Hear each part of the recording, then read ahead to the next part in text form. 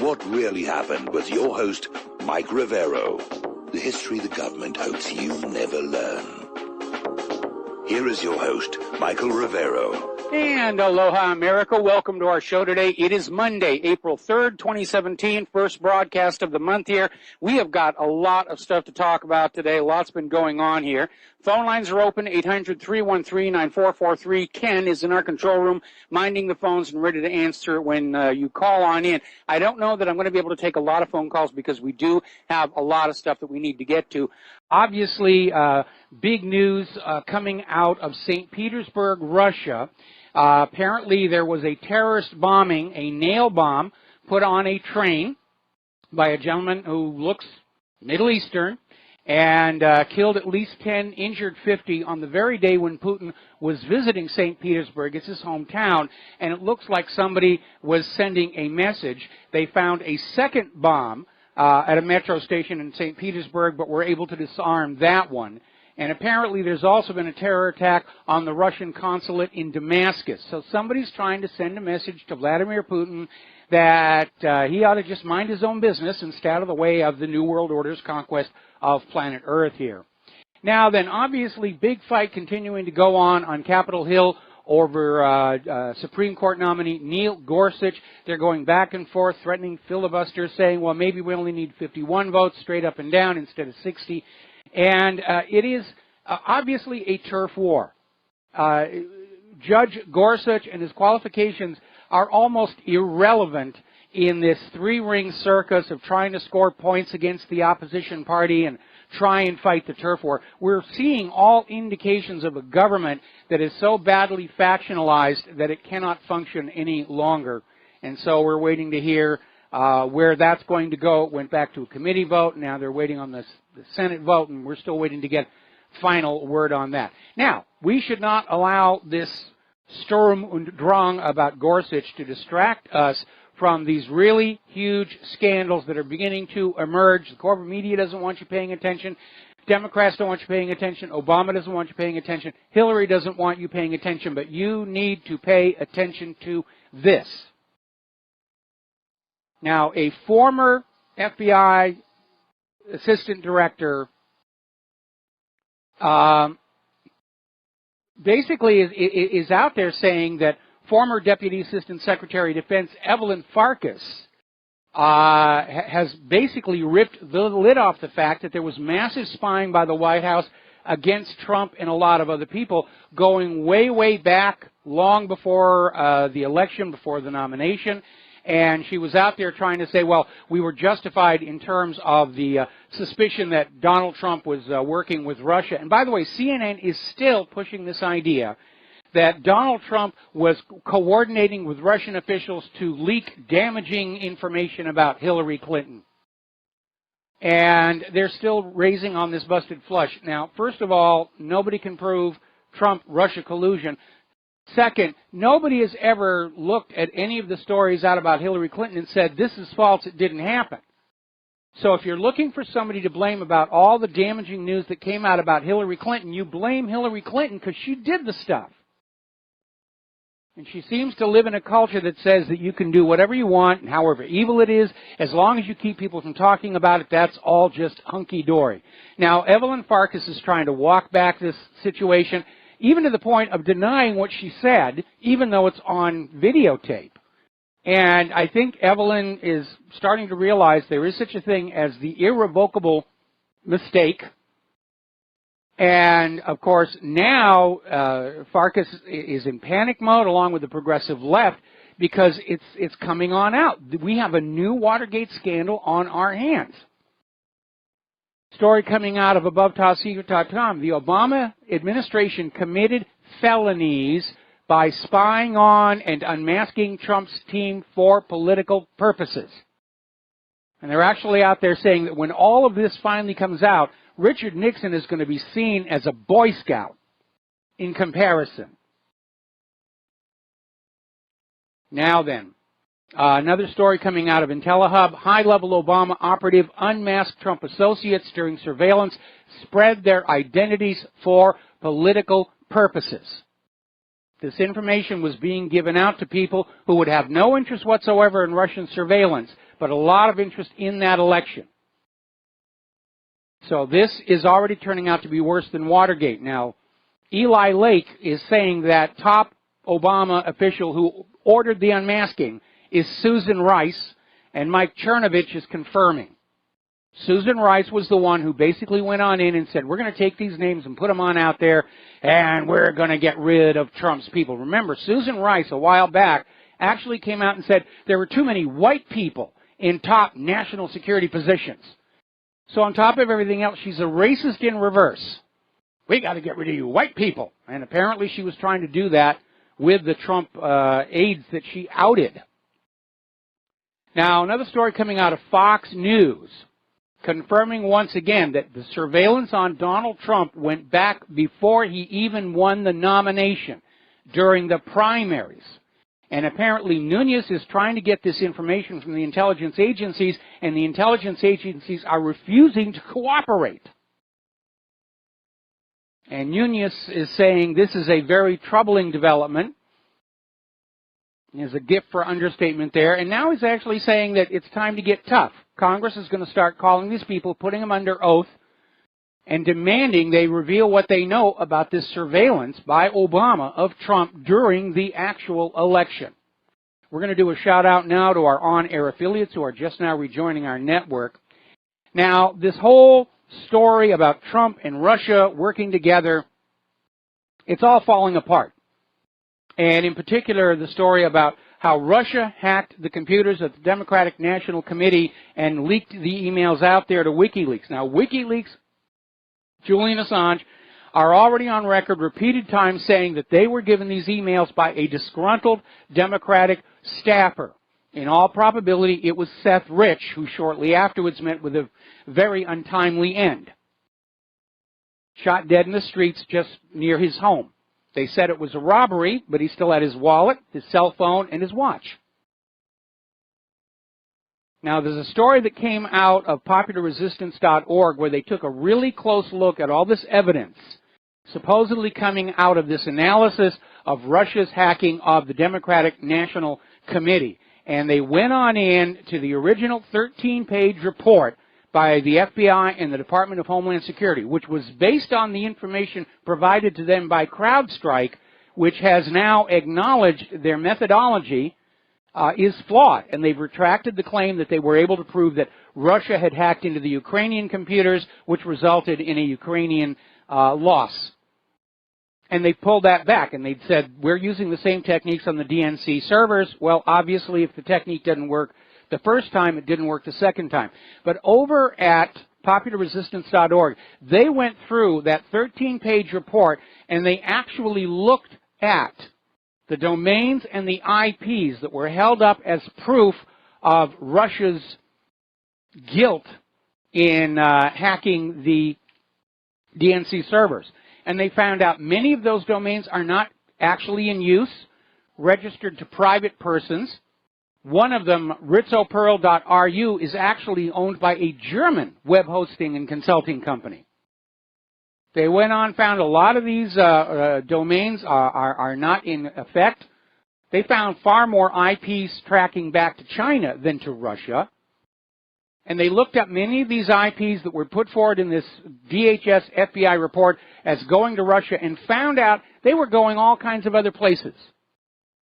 Canadian corporate server, Swiss corporate server, another Swiss corporate server, and on and on and on. Actual examination of the information provided in that report does not support its conclusion. Now, another take on this is over at the Duran.com, simply pointing out that that whole Trump dossier, the Donald and the two hookers in the presidential suite at the Moscow Hotel, is easily discredited because it describes a process of decision-making within the Russian government that has no relation to reality. And that on itself proves it's all a fake. Now, House Intelligence Committee ranking Democrat Adam Schiff admitted Saturday on CNN they don't actually have any definitive proof of collusion between Trump and Russia, but by golly, we're going to keep looking. We know it's there. We just have to we have to find that. We will if we'll spend enough money on it. Meanwhile, former Speaker of the House Newt Gingrich was on Fox News yesterday saying that all of the real evidence on money and influence buying by the Russians relates to the Democrats, to the Clintons, not to Trump. And remember, one of the leaked Hillary Clinton emails that came on out from that document dump was when Hillary Clinton bragged about being invited to Putin's inner sanctum. Oh, they're all buddy-buddies over there.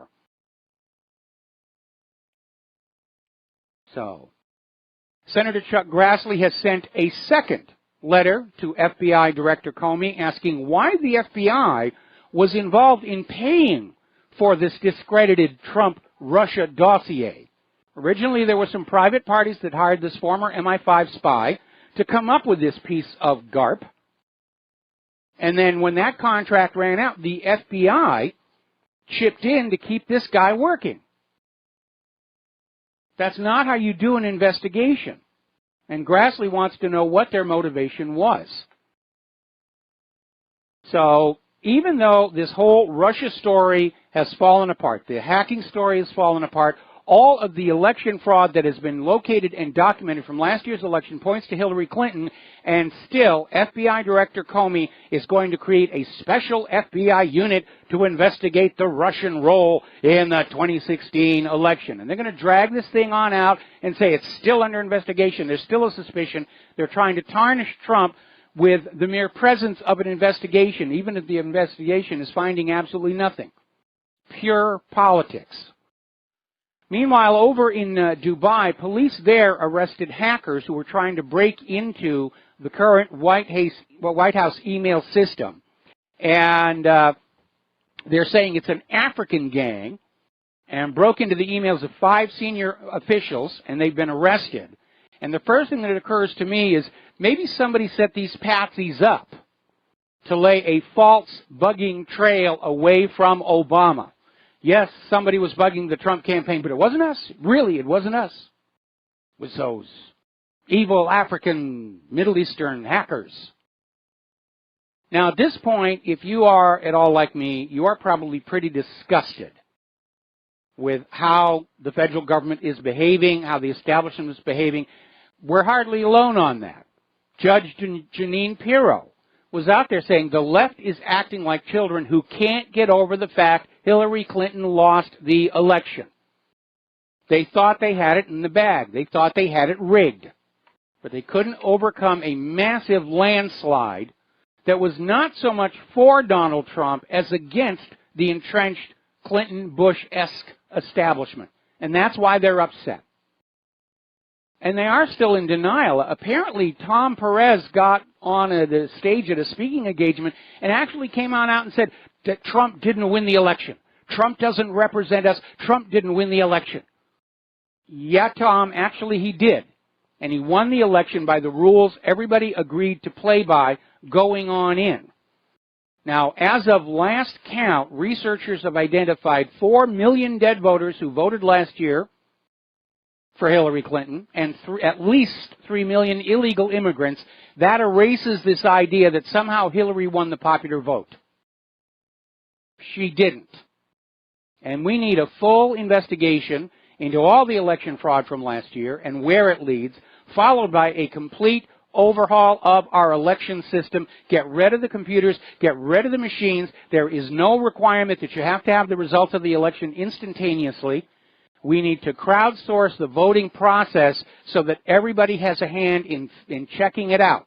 And we have a little article we put together that seems to be a very solid basis for a new election system. And certainly it's going to make election fraud hard to commit and hard to conceal as opposed to our current computerized election system, which seems designed to facilitate and then conceal massive election fraud. Now, apparently, Hillary Clinton is going to run again in 2020. She's already making the rounds on speeches attacking Donald Trump, attacking the GOP. Little bit of an embarrassment for Michelle Obama. She actually went over to the State Department to register with the Secretary of State to run for president in 2020. Now, she meets the constitutional requirement of being born in the United States of America, natural-born citizen. And she's over 35 years old. But there's a third requirement most people are unaware of. Under the Constitution, you have to be a resident within the United States for 14 years before you're eligible to run for president. And because of the way Michelle Obama had official residency in places like the Cayman Islands for education and tax purposes, she failed that one.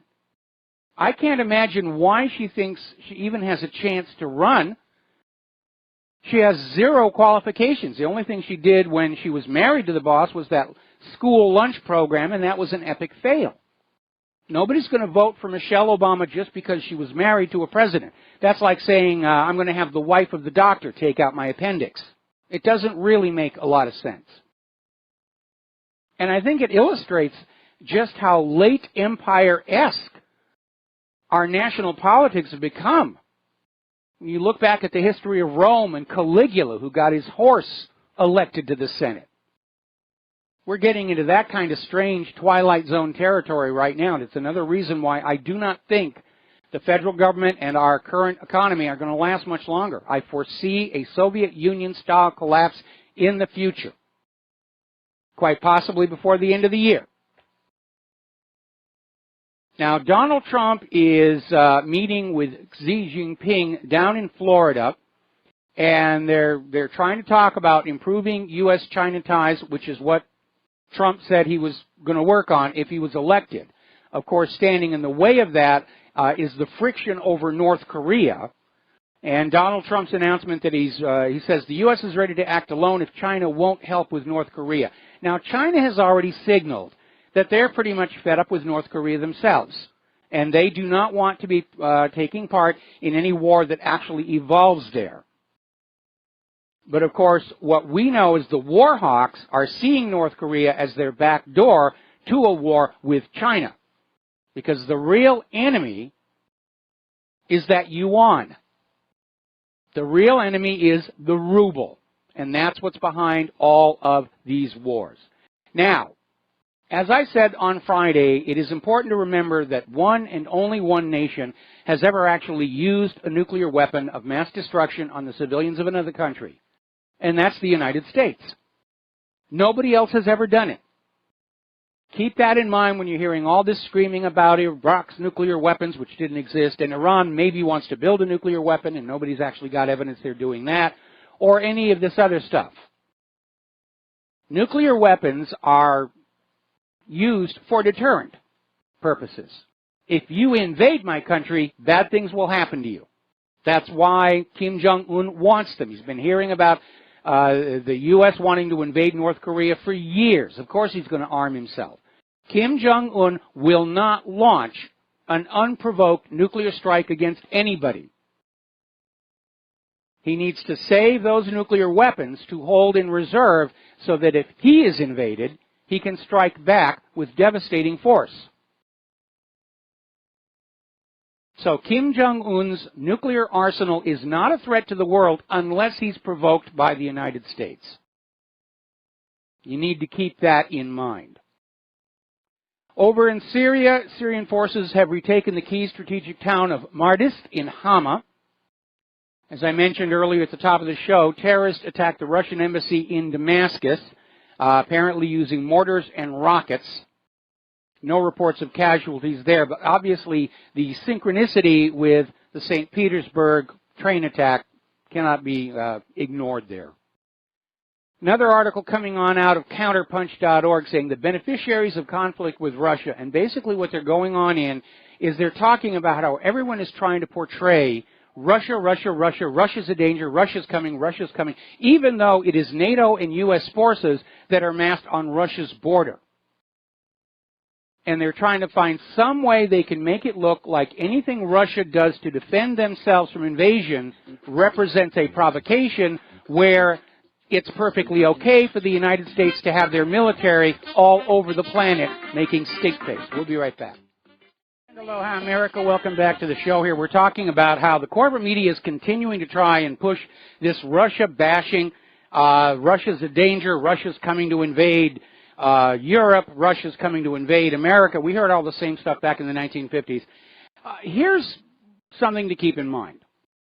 The United States hovers on the edge of a financial collapse. because of the illegal immigrants and refugee problem. We have turmoil in the streets, contagious diseases that had been eradicated before. Same thing all over Europe. It's hovering on the verge of collapse of the EU and their economies. Why would Putin want those headaches? And the answer is he wouldn't. Russia does not need to invade Europe and the United States. Europe and the United States are in the process of self-destructing. Again, look for the part that should be there and isn't, and that tells you that you're being lied to. Why would Russia want to start a world war and conquer Europe and the United States? What does it get them? Two already failed, destroyed parts of the planet.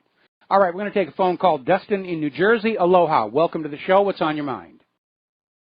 Yeah, hi, Mike. Russia, Russia, Russia. Marsha, Marsha, Marsha.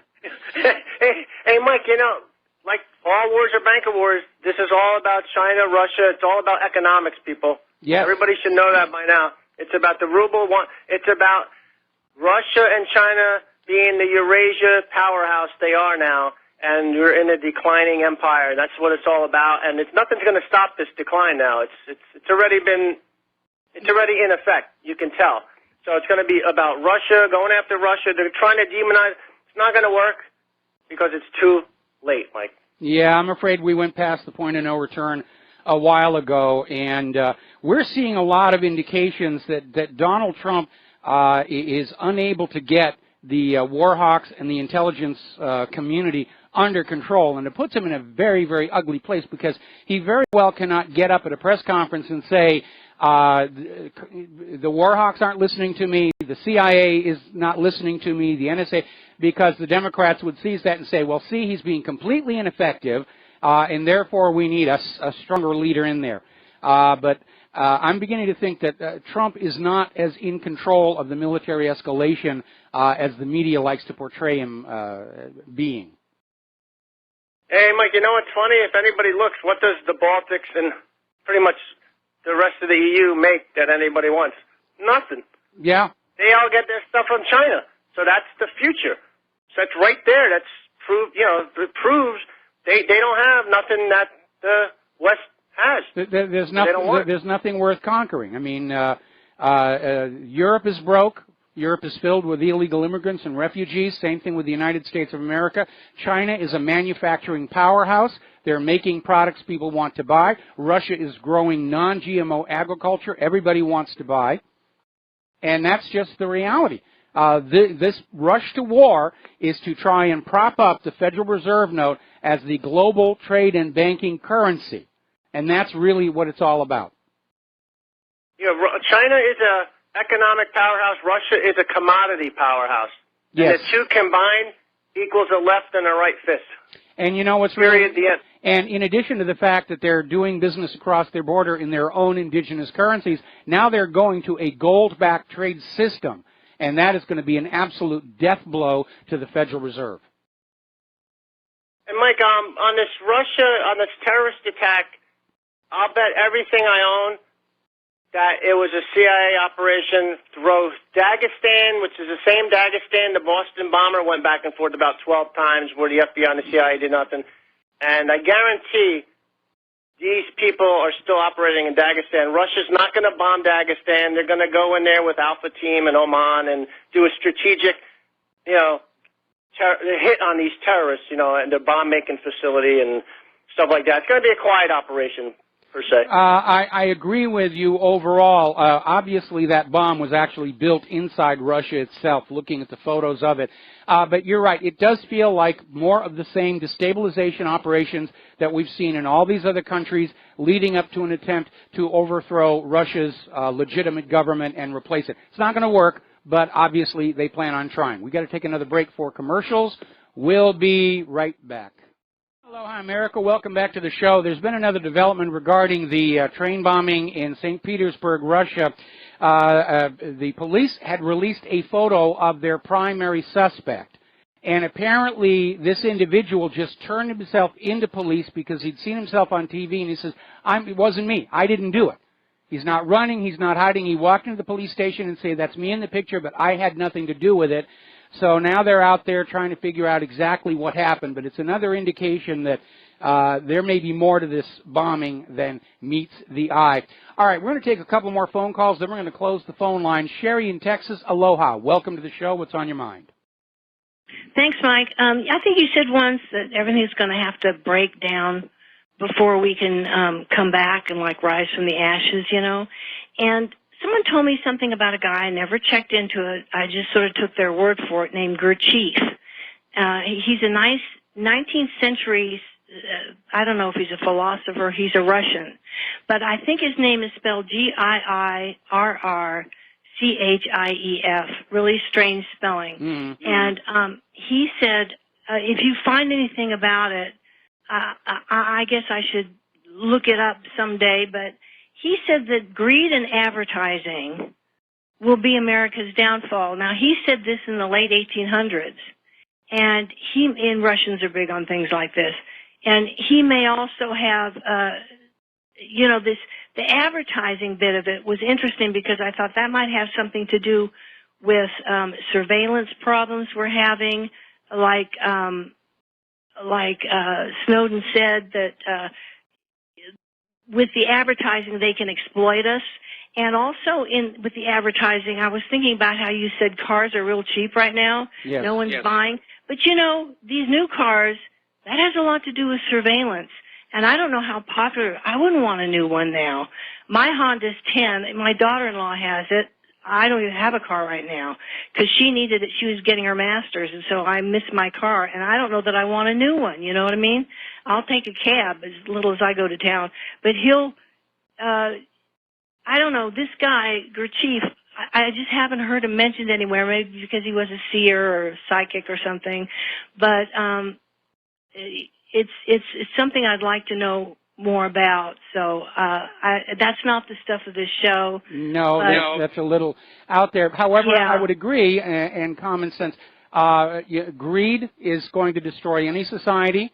And as far as advertising, having worked in that industry myself, I'm aware of how powerful it really can be. There's a lot of applied psychology in advertising. And I'll give you one good example. And this goes back to when the food companies first started to put out instant cake mixes. And this was at a time when women's identities were still very much rooted in being at home and making good food for their family. And these first instant cake mixes weren't selling. And it was very simple, take the box, dump it in, put water, put it in the pan, bake it. Yeah, and women just... Subliminal. Women just didn't want to get involved with that because they felt they were losing their involvement with the process. So the cake companies made one little change. They added an instruction on the back, add one egg. And that one little thing, all of a sudden women felt that they were part of the process of making the cake, and the cake mixes were a huge success. But, I mean, that is how subtle some of the psychology is in getting you to buy things. I'm sorry, I was going to say, what if people start ignoring the advertising because they can see that it's not credible or it's connected with things they don't want, like refrigerators that keep track of everything you're doing, and what you're eating and what you're buying, and who wants that? Well, that turned out not to. I mean, huge advertising campaigns do not guarantee a success. Look at the Edsel or New Coke or any of these other disasters.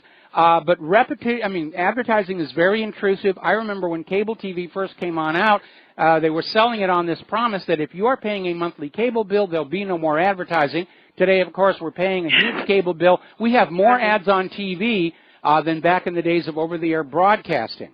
And thank goodness for a DVR, because I don't watch anything live anymore. I just record it so I can fast forward through the commercials.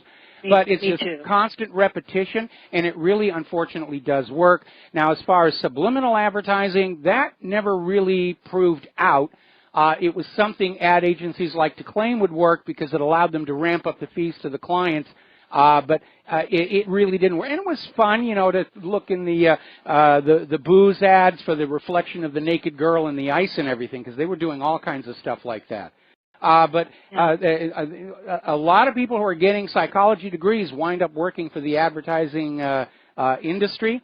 One of the milestones of the advertising industry was the Pond's Cold Cream campaign, because up until that point, advertising of a product was basically focused on this is what's in it, this is what it will do.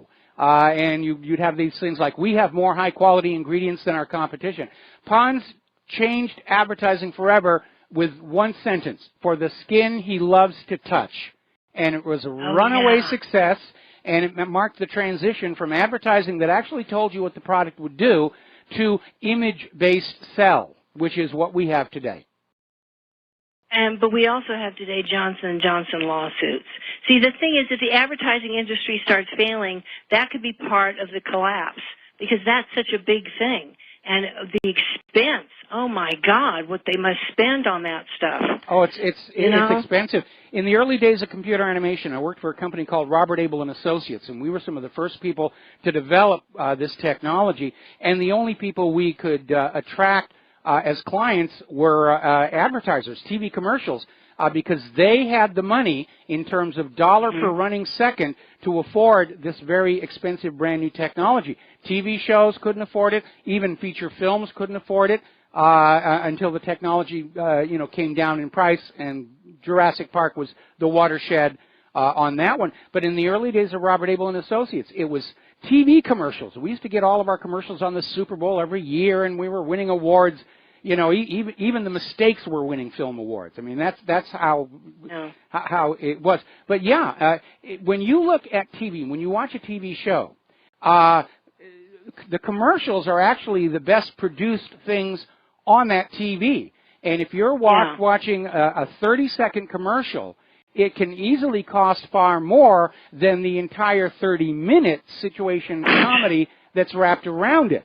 Because what TV sells is your mind. They lure you in with, interesting TV shows and get you into a receptive state of mind so that you can receive that pitch here. A lot of people look back on the original Star Trek, which is enjoying a bit of a vogue over on BBC America. They got out the old negatives and they've re-telecined them to high def, and it's kind of fun looking back on them. But the original Star Trek only lasted 3 seasons, and in the 3rd season, NBC went out of its way to literally destroy the viewership by putting Star Trek at the same time kids would be going to their high school football games. And they did that because there are 2 scores for every TV show. There's the Nielsen ratings, which everybody's heard of, how many people are watching this show, and then there's another one called the Burke score, which is more internal. People don't talk about that outside the industry. And that is a measure of how well people remember the commercials they saw on the show. And Star Trek, which had these very interesting, challenging stories, they found out people were talking through the commercial breaks about what they were seeing in the story on Star Trek. So Star Trek, the original series, had sky-high Nielsen's and down-in-the-basement Burke scores, and that's why they had to get rid of it. They couldn't get advertisers to come on the show. Yeah. You know, I have to throw this in before I go. I still tape with on my VCR video cassette recorder with my Video Home Systems tapes, VHS tapes. I use a converter box from my RCA analog, and then once I get it taped, I put it on my digital TV because it converts it, and the TV hates it. It keeps trying to change me to component, but I want to do it in composite because I'm playing it back from a VCR video cassette recorder, but it works, and so I'm so low tech I may be under the radar. Well, what you're dealing with is you're going back to a really old technology because composite video, when they first came out with TV, it was black and white, and then they wanted to go to color, and they had to cheat the bandwidth. And they literally have the chrominance subcarrier overlapping with the luminance subcarrier. And you probably remember on old TV, if you're my age, somebody who had a very fine pattern on their shirt, it would flash rainbow colors, and that's where that was coming from. So obviously, if you can get to a component or even S-video where the chrominance and luminance are on separate wires, and so they can't interfere with each other. Okay? Yeah. Yes. Thank you so much. Thank you so much. All right. That's it. All right. We're going to let you go. Thank you very much. We're going to go to Ramsey in Canada. Thank you for waiting so patiently. What's on your mind? Hello? Yes, you're on the air. Hello, sir. How are you? I am fine. What is on your mind today? You see, sir, I just want to tell you something. You see, sir, regarding the aggression on Russia, it's not just economic, it's also political, because, see, Russia has attacked ISIS and damaged ISIS, which was a American and a Israeli creation, along with Saudi Arabia and those people. So, and also Russia has interests with Syria, the Syrian government, like the legitimate government of Syria. So it's not just economic, like with the ruble and all that. Well, that desire to preserve the U.S. dollar hegemonic domination of the global economy preceded all those other developments. That's the root cause of it. And again, we've been on this path to this New World War all the way back to Richard Nixon's ending of gold convertibility for the Federal Reserve note, and the realization that the Federal Reserve had drastically overprinted all that ink and paper to literally loot other countries of manufactured goods and agricultural produce, and they could not make good on those Federal Reserve notes. So in order to keep the dollar from collapsing, they came up with the petrodollar scam, which was that the U.S. went to all the oil-producing nations and said, if you will promise to sell your oil only for the dollar and invest those profits back in the United States of America, we will militarily protect you from your enemies, who we are also giving weapons to when you're not looking. And that worked for a while, but more and more, as the dollar becomes seen as less solid and less reliable, countries want to start selling their oil for other currencies, and that's when they get attacked. In 2002, Iraq got UN permission to sell Iraq's oil for the euro instead of the dollar. 1 year later, the U.S. attacked, screaming nuclear weapons of mass destruction. They lynched Saddam Hussein, and Iraq's oil is back on the world market only for the U.S. dollar. Down in Libya, Muammar Gaddafi was doing wonderful things for Libya, tremendous infrastructure, water development, distribution, very high standard of living, and then he closes down the private central bank of Libya, sets up a state central bank and a value-based currency, the gold dinar. Then he tells the rest of the world, if you want to buy Libya's oil, you have to pay for it with the gold dinar. The U.S. goes in there covertly, says it's a popular uprising. They kill Gaddafi. Libya's oil is back on the market only for the U.S. dollar, and the gold for the gold dinar, nobody knows where that vanished to. You see, so I totally agree with what you said, but like, I'm just saying, like, there's also like politics involved. Like, it's not just economic. Of course it is. I've said many, many times, wars and assassinations never happen for just one reason. And when you get a large group of individuals who have their own agendas, but they all agree that this war or this assassination would help them, that's when these things start to happen. So yes, from the point of view of the Federal Reserve, it's about the U.S. dollar. From the point of Israel, it's about breaking up the large Middle Eastern countries into smaller pieces that are easy to be bullied around and so forth. Anyway, listen, I'm going to let you go here. We're going to switch to Peter in Los Angeles, and then we're going to close the phone lines because I got to get back to news. Peter, what's on your mind? Mike, you and Dustin were talking about who's in control. Is Trump even remotely in control of security services? I would say, I just want to bring up a couple of points, and I'm your age. We're the same age. In my lifetime, the intelligence budget has never been published. Black. Yes. We don't know what businesses they own. They own a lot of businesses. They've invested in a lot of businesses. And there's also the illicit money they're getting from the drug trafficking. That's right. And the illicit money they're getting from the businesses. And we don't know what contracts that they have out with people that would also make those people beholden. We don't know, remember, of course, you've said many times, what the Pentagon money, we don't know where that money's gone. Trillions and trillions. We don't know where that money's gone. So we've got a one black budget. We don't know what's coming in, even from the government side for the intelligence. We don't know where the money goes for any of this stuff. And just to refresh everybody's memory out there, remember that the intelligence people bugged their own oversight committee. Yes. And threatened them. Yes. Tried to intimidate them just 2 years ago. They also, just last October or something, Obama tried to have some sort of discussion with the Russians about Syria, and the Pentagon basically said, F you, and they bombed the Syrian army and killed about 100 Syrian soldiers against Obama's wishes. Yes. We also know that Obama's had 8 years to put all these deep state ticks into the security services, the intelligence and all that, who are working to undercut Trump from that part. So I would tell you, we have no clue that I don't know if they've ever been under control. They're under less control of Trump than any other president beforehand, but they're completely autonomous, maybe have been for a long time. Well, if you remember the big... That is the Federal Reserve, right? The Federal Reserve has never been answerable to the federal government. We even have Alan Greenspan on videotape admitting that. The Federal Reserve is answerable to no federal government authority. Go on back and look at the circumstances that led up to Harry Truman's firing of General Douglas MacArthur, where MacArthur was just saying, I know better about what we should be doing militarily than you do, therefore we're going to go with my lead. So factionalism has always been a reality of any large government. In fact, it's an argument against allowing government to get too large.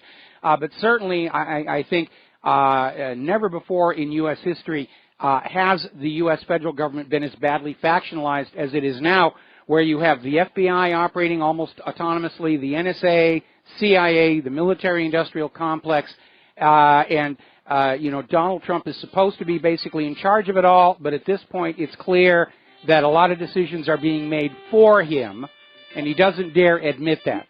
Okay, Peter, got to let you go. Got to do a break for commercials. Back with more news after these few words. Hello, hi, America. Welcome back to our show. Here we're going to do some news now. Now, Trump is apparently seeking to restart good relations with Egypt. He's apparently had a meeting with Egyptian President Abdel Fattah el-Sisi, focusing on security issues and military aid. So he's out there trying to mend some fences there, although I'm sure that el-Sisi understands how American influence led to the ousting of Mubarak and then later Morsi. It's a complicated issue over there. Now then, Julian Assange, in an interview, was looking at how John McCain went on this meltdown over the Trump administration's announcement that Bashar al-Assad can stay on as president of Syria if he wins his election. And McCain just had a total meltdown on that one. And Assange is saying from what he can see, there is clearly a conflict between the White House and the CIA over the Syria policy. And so what is emerging here is an image of a president who is simply being ignored by these rogue intelligence agencies, the military-industrial complex. And it puts Trump in a bind. He can't stand up there and say, these people aren't listening to me. We have a dysfunctional government. Now then, the United Nations has announced they will oversee the Iraqi Kurdistan independence referendum. And they're going to oversee this referendum and let the Kurds have a vote to break away from Iraq and then later grab a chunk of Syria and grab a chunk of Turkey. It's a shame the United Nations didn't give Crimea the same fair treatment. And when the United Nations goes black on one and white on the next one, it undermines their credibility. They're just as politicized and corrupt as any other government on earth here. Story coming out of Sputnik News. Iran nuclear deal 2 years in, U.S. senators seeking to sabotage it. And they're talking about 2 years ago, they had the P5+1 deal. Iran would not develop or deploy nuclear weapons. And now they're acknowledging promises made by the United States as part of the deal are in danger of being circumvented. Congress is talking about passing more sanctions against Iran, possibly with enough of a margin to overturn a Trump veto And Trump would be wise to veto this, because here's the important part of the P5+1 deal. Iran has kept all of its promises under the P5+1. The United States has not. This is sending a clear message to other nations that the United States government cannot be trusted to honor their agreements with other nations. And that is the real damage coming out of this renewed campaign to get a military action going in Iran. It's proving to the rest of the world the United States has gone rogue. We'll be right back after station identification. And aloha, America. Welcome back to our show, hour number 2. The phone lines are still closed here. And I'm looking at another piece of propagandistic nonsense coming on out. Apparently, Lester Holt over at NBC News has interviewed what is claimed to be a defector from North Korea who assures us all Kim Jong-un is going to nuke the United States of America. He's coming to get you. Now, look for what should be there and isn't. And what isn't there is a reason for Kim Jong-un to carry out an unprovoked first nuclear strike with anybody. First of all, keep in mind that the United States is the only nation in history to actually use nuclear weapons against another country. Second, the value of nuclear weapons, the reason why governments are willing to pay the incredible cost to build and maintain these things, is as a deterrent. North Korea has built its nuclear arsenal in order to discourage foreign invaders from attacking North Korea. As long as those bombs are in North Korea cannot be easily invaded. That's the real reason the United States wants all countries to give up their nuclear weapons so that they're easy to invade. Now, North Korea is not going to throw away that deterrent. The instant they use a nuclear weapon or use up their nuclear weapons, the deterrent value is gone and there's instant retaliation. This is just another rehash of Saddam has nuclear weapons, Assad has sarin gas, torpedoes in the Gulf of Tonkin, Spanish mine in Havana Harbor, Lusitania wasn't smuggling weapons to the British, and on and on and on and on. How many more times are you going to have to be lied to until you recognize you are being lied to?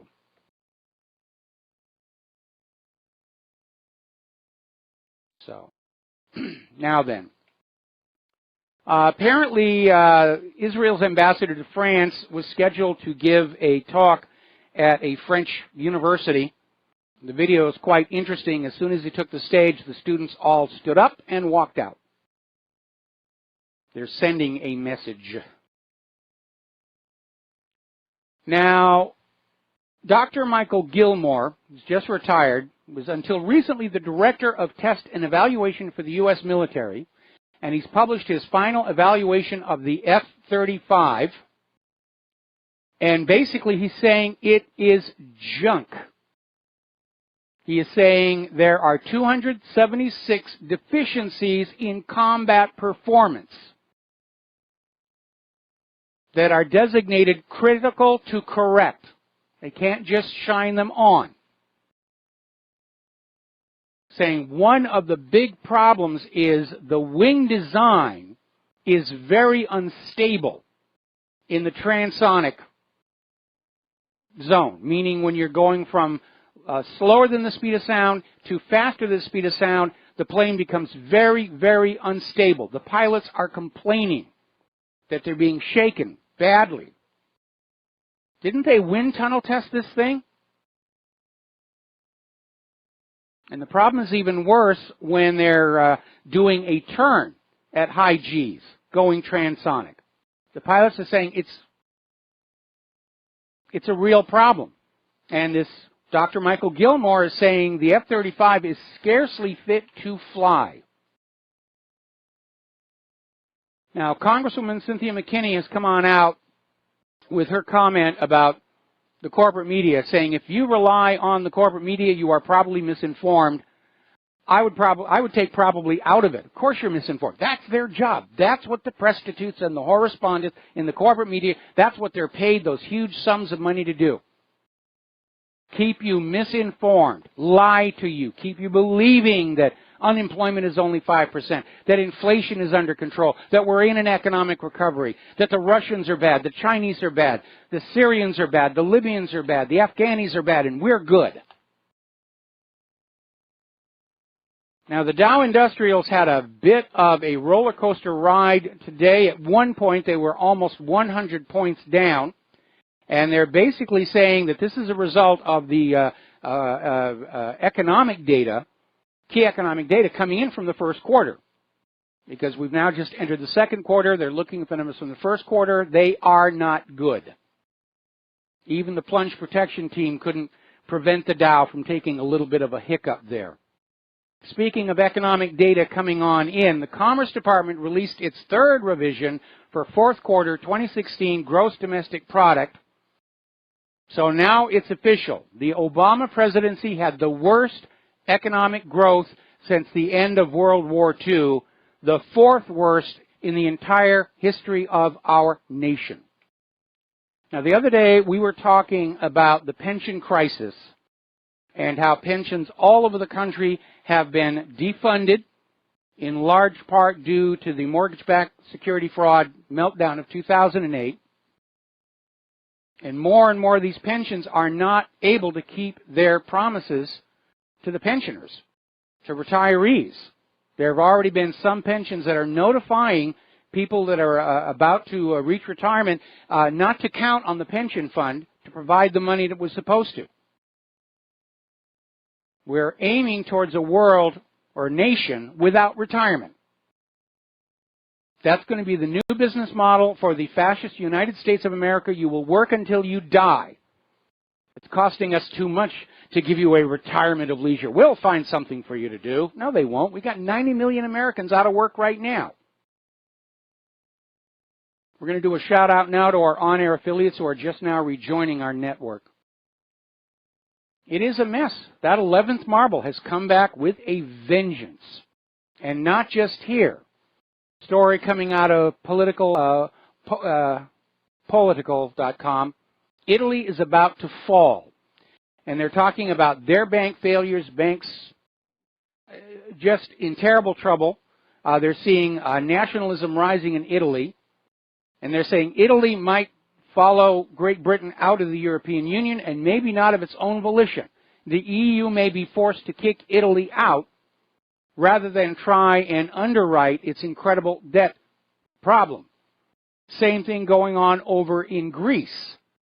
Apparently 3.4 billion pounds have been pulled from the banks, and Greece's manufacturing output is the worst in the Eurozone.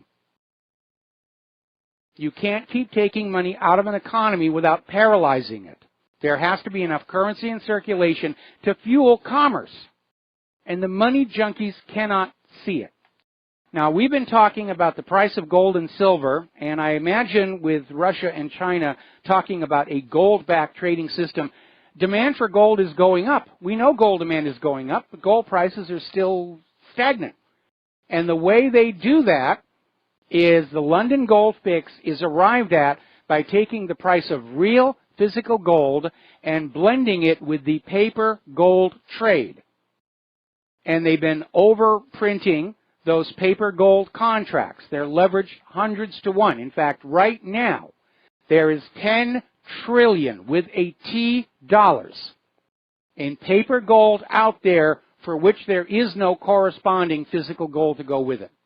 And they just keep on doing it to keep the price of gold down. It's all a hoax. It's all a fraud.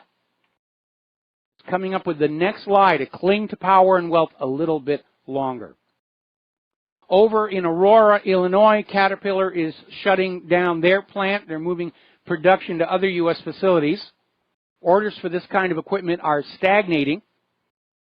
There's been a major drop in new construction projects, new commercial projects, new homes. 800 people losing their job. Now, Amazon, a while back, launched a couple of new ventures. Diapers.com, and they had this subsidiary, Quidsi, that was supposed to be doing these targeted website, deliver-to-home business. And apparently just a few months ago they were saying it's going to be great, it's going to be wonderful, we're going to have a really good time. Unfortunately, last week Amazon has announced it's shutting this entire subsidiary down, including diapers.com, saying it isn't profitable. They're not able to make a lot of money, or even any money. They're losing money on this. And this tells us two things. We have seen, as the retail sector of our economy goes into a tailspin, they have a habit of trying to blame online vendors. Oh, the brick and mortar stores and shopping malls, we're only suffering because people are ordering things online. Well, obviously, that's not true. The problem is the money junkies have grabbed all the wealth to the very top of our pyramid, and there isn't any left down here for us to buy things with. Personally, I hate to order online. I want to go into a store, actually look at and touch what it is I'm planning on buying, then give them my money and go home with what I want. Instant gratification is a big part of the retail experience. And anytime you're buying something online, you don't really know what you're getting until you get it. Now, overall, I've had a real good experience with eBay, but there have been a couple of times where what I am sent doesn't match the description. And there's the advantage of being able to go into a store, pick up something, tap on it, make sure it's solidly built, and judge for yourself before you send the money. Over in New York, which is, as you know, a sanctuary city, apparently the indigenous traditional New Yorkers are leaving the city at a rate of 4.4% per year. And that's the highest negative migration rate among all of the population centers, according to U.S. Census records.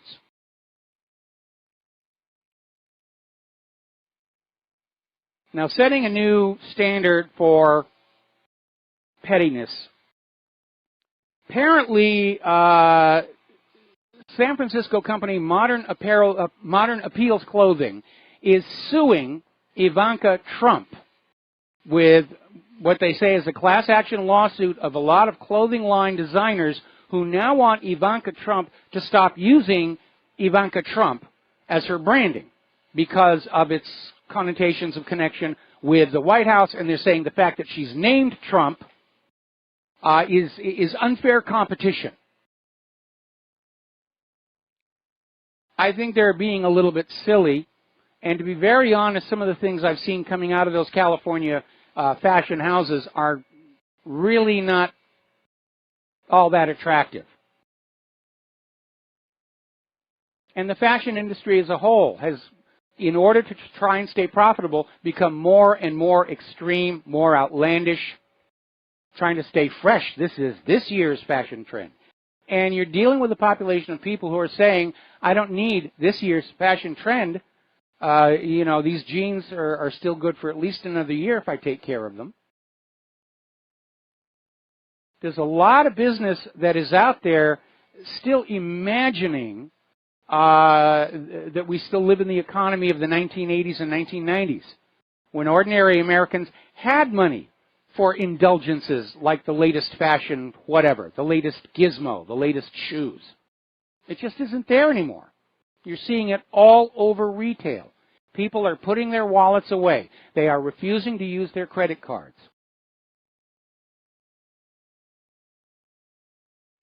Now, turning to immigration and the refugees, according to a German non-governmental organization working to flood Europe with migrants, there is no preventing refugees from crossing the Mediterranean Sea because they don't weigh the decision of whether to go to Europe rationally. They just figure everything has to be better than where I come from, and if I'm going to die in my way, so let it be. Well, who is it who's been flooding these source countries with propaganda saying that they're going to get free stuff? That's where the problem is. And this German NGO is pro-refugee, pro-immigrant.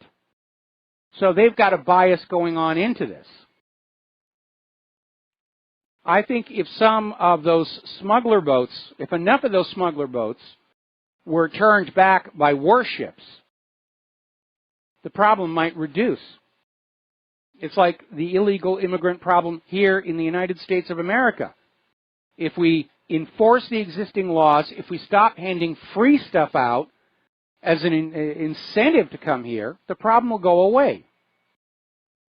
Now, speaking of Germany, they've had yet another embarrassing incident up there. Apparently, at a sheltered accommodation in Nunhaus, Germany, it was a care home, and apparently an 18-year-old Somalian asylum seeker broke into the room of a 59-year-old paralyzed man and raped him. And after he raped the first man, he moved to an adjoining room where he proceeded to rape a second man. He was caught in the act by the victim's wife. He then killed the wife. So how's that open borders thing working out for you? And isn't it amazing that the people pushing for open borders are so desperate to get their dream of a global government and a new world order, they don't care what happens to the people living right in their own countries. So if you got raped, you're being picky. Now, Marine Le Pen is out there stating what should be obvious. The people are waking up. And she says the globalist system is panicking over the rise of populism and nationalism. And as of right now, Marine Le Pen has regained the lead in the polls ahead of the first round of voting. And Marine Le Pen has as many dark forces aligned against her election as were aligned against Donald Trump. So I'm hoping the French people are going to realize they need to get on out and give her an overwhelming landslide victory, or it will be stolen away. Over in Sweden, the first country with a feminist government, and now the rape capital of the world. In fact, it's the rape crisis is so bad there, even these feminists who were welcoming the refugees are now leaving the urban areas because it's so dangerous. But apparently one of the Sweden's members of the European Parliament, who's a Eurosceptic, is saying Sweden is getting ready to follow Britain out of the EU. They're calling it the Swexit. They're talking seriously about that. Now, up in Chicago, where they still have a sky-high crime and murder rate despite being the poster child for gun control in the country, Rahm Emanuel has started issuing a new form of ID. This is an ID that's for Chicago only, and this identification card is specifically designed to make sure illegal aliens in the city can receive welfare benefits with minimal risk of identification and deportation. Now, for every one of those ID cards he issues, Rahm Emanuel is in violation of U.S. Code 8, Section 1324, and that's a lot of years in jail. And that's what has to happen next. All these sanctuary cities, and let's call them what they are. They're outlaw cities. These are outlaw cities. It's time to start arresting their leaders. Story out of WorldNet Daily. Sanctuary cities free 253 illegal alien criminals in 2 weeks. And they're talking about New York City, Orange County, California, even Washington, D.C., where ICE is sending a notice to these police departments, to the jail, saying this illegal immigrant that you have arrested for committing a crime is wanted for deportation. And the sanctuary cities are just letting them out. So if you live in one of these cities, just think about this for a moment. Your local government is releasing criminals into your midst rather than allow them to be deported back to their home countries. And they think this is a good policy. Do you think it's a good policy? I don't think it's a good policy.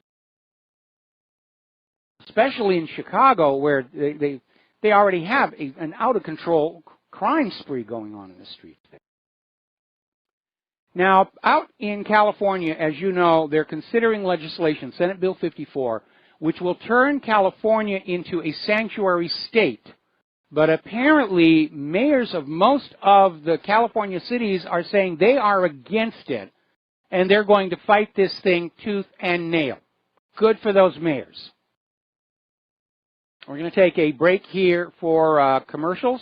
We'll be back with more about refugees and corruption, the New World Order. I mean, this is a fist fight between the globalists and the nationalists. We'll be right back. And aloha, America. Welcome back to our show here. Now, there is one positive development in the refugee program, and this was something Donald Trump promised he was going to do during the campaign. And that was that persecuted Christians get the top priority slots in any Muslim countries. If there are people coming from one of these countries and they want to come to the United States, the persecuted Christians go to the front of the line. And I think that's a very, very good thing. A lot of people were very, very angry that it almost seemed intentional to put Muslims out there. Okay, we're going to go ahead and open the phone lines again, 800-313-9443. Now, you probably are familiar with Dr. Phil. He's very popular. He's been on television since 2002. And his program is shown around the world. But apparently he did a tacky no-no because Dutch TV has just canceled his show. And apparently they were upset because Dr. Phil aired an episode that was talking about elite pedophilia. And apparently that is a very, very touchy subject for a lot of governments around the world. I mean, remember the big stink over the Franklin scandal here in the United States of America, and most assuredly remember the lengths that the politicians went to make sure this did not get out to the general population. Now, we know that sociopaths love power. They seek it. And they're very good at getting at it because when they tell a lie, they have no compunction about it. It doesn't bother them. There are no tells. Sociopaths are very convincing liars. And I guess sociopaths would be prone to want to do things that other people don't do and get away with it.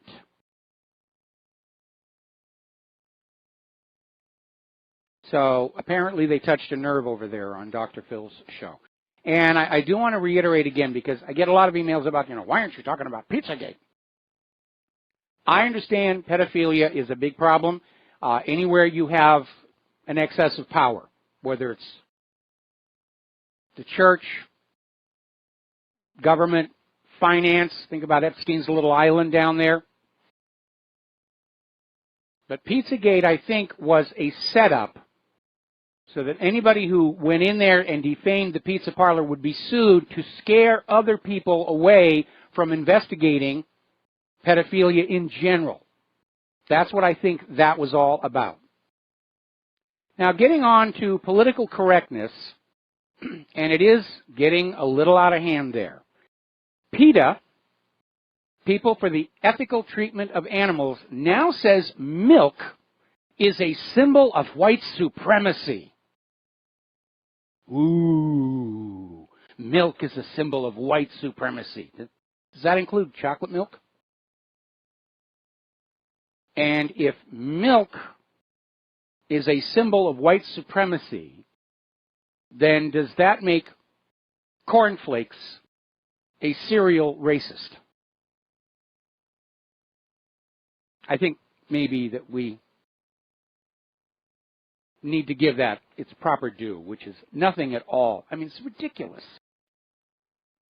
Anyway, we're seeing a real ramp up of the Booga Booga. Apparently this story that NBC ran where they have a defector from North Korea who says North Korea is going to attack the United States without a really good reason, just for the heck of it. It's being run all over the place here right now. Another piece of the daily Booga Booga we're getting here. CNN is out there saying that terrorists can now build bombs inside laptops that will evade airport security. Now, if you know anything at all about explosives or even laptop computers, you're going to realize what a nonsense story this is. Modern laptops, there is no room in there to add anything.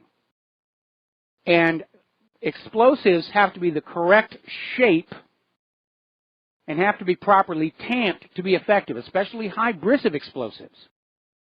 If somebody were to spread octal inside a laptop and set it off, the laptop is going to be destroyed, but not much else. Same thing they did with the crotch bomber. All right, we're going to take another break for commercials. We'll be right back. And aloha, America. Welcome back to our show. Now, as you know, the U.S. and Japan and South Korea are having exercises on the Korean Peninsula to send a message that they are ready to go to war against North Korea if North Korea won't do as it's told here. And apparently they're already running into some problems. The U.S. sent 2 B-1B Lancer bombers over there. One of them is already broken down. And right now, the numbers from the Air Force are only 7 out of every 10 Air Force planes are actually ready to fly. That's a little discouraging. Now, getting into the realm of computers and security, a little bit of good news. Remember, Ecuador just had their elections, and the right-wing candidate had made the promise if he won, Julian Assange would be evicted from the Ecuadorian embassy in London and turned over to authorities to be taken back up to Sweden, where he faces rape charges, which is kind of weird that they're charging Julian Assange with rape, even though the rape victim says it didn't happen, but all those refugees that are raping Swedish women are being left alone. It tells you how Alice through the looking glass the current world is here. The good news is the left-wing presidential candidate won the election, and so Assange can stay at the embassy. He's been there 5 years. I think it's time for a presidential pardon. He is not an enemy of the country. All right, let's take a phone call. Mark in Philadelphia. Aloha. Welcome to the show. What's on your mind? Yes, Michael, I just wanted to give some feedback to you, and maybe you could pass it on. I know the main guy there at Republic is not in today. I guess he's sick. But as of last Thursday, I could no longer access republicbroadcasting.org.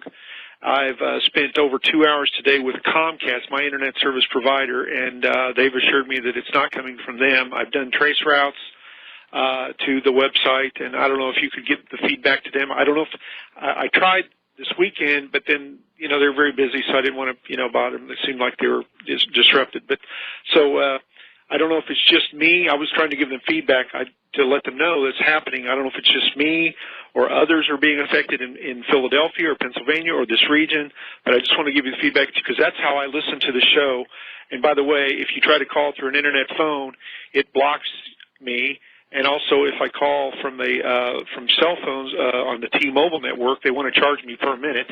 So, and regardless of which phone number I call, so just giving you that feedback. Maybe you could pass it on to the guys there in tech support there, and because maybe I'm not the only one being blocked. Well, I've been getting some emails from people saying that they're having trouble getting through. I was able to reach the republicbroadcasting.org website, but it was running very slow. But Mike in our control room is apparently taking this all down, and we'll try and get all this stuff sorted out. And it could very well be that, hang on, it could very well be that we're under hacker attack because they're especially during the show, they're always attacking my web server, and they may be trying to basically limit people's access to my show by overloading the RBN servers or trying to do something else.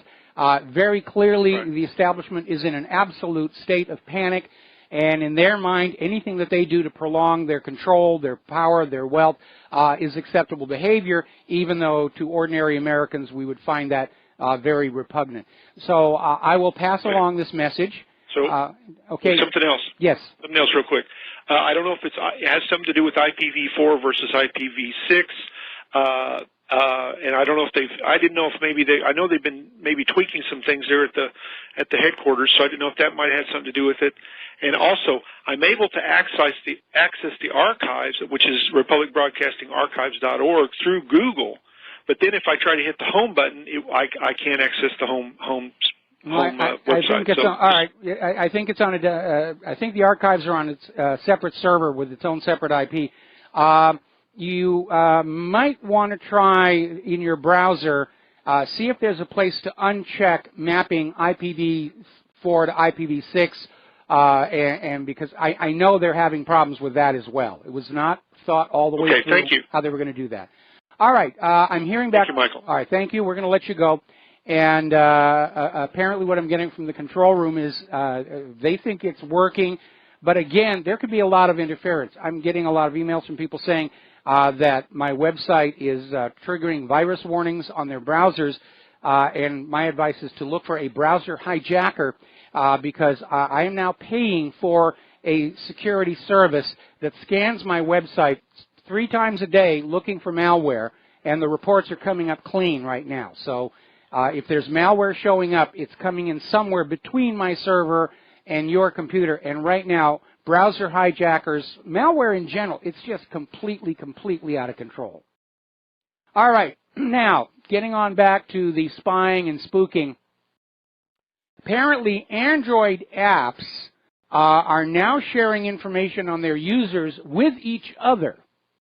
It's sort of a cyber collusion, and unfortunately, it's opened up a huge security hole because you have all this information about your current location, your contact details, other private information, and it's being shared across these various apps. And apparently, apps that are designed around the personalization of ringtones, widgets, and emojis are most at risk. So you need to be very careful about that. I want to tell you a little shameless plug here. I'm having so much fun with this Raspberry Pi. And I've seen the same comment all over. Apparently it's hugely popular with hobbyists and experimenters and even artists. Artists are embedding these things in their artwork to do various functions.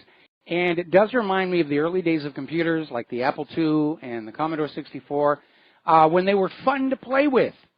And you could get in and see everything that was being done. It was all source code, and you could get into the board and do things. So I'm having a lot of fun with this gizmo right now in my copious amounts of free time. Let's get on back to some health issues here. Is there lead in your water? Yeah, it's becoming a problem. Ever since the big stink out of Flint, Michigan, more and more areas are starting to test their water. And apparently at a school in San Diego, California, the water was so highly contaminated, they couldn't give it to a dog. Dogs apparently know when there's lead in water. You fill up the pan and they turn away from it, you may have a problem. Test your water. And apparently cities all across the United States are discovering massive amounts of lead in their drinking water supply. So it raises the question, just what good is the government if it's not taking care of you?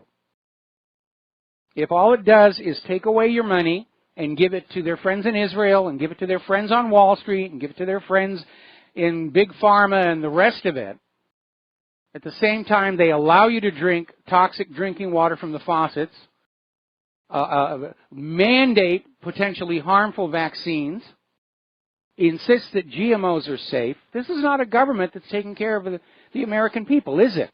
It's just a sales tool. It's gone totally corporate, totally fascist. Apparently children across California have been found to have higher lead poisoning levels than those in Flint, Michigan.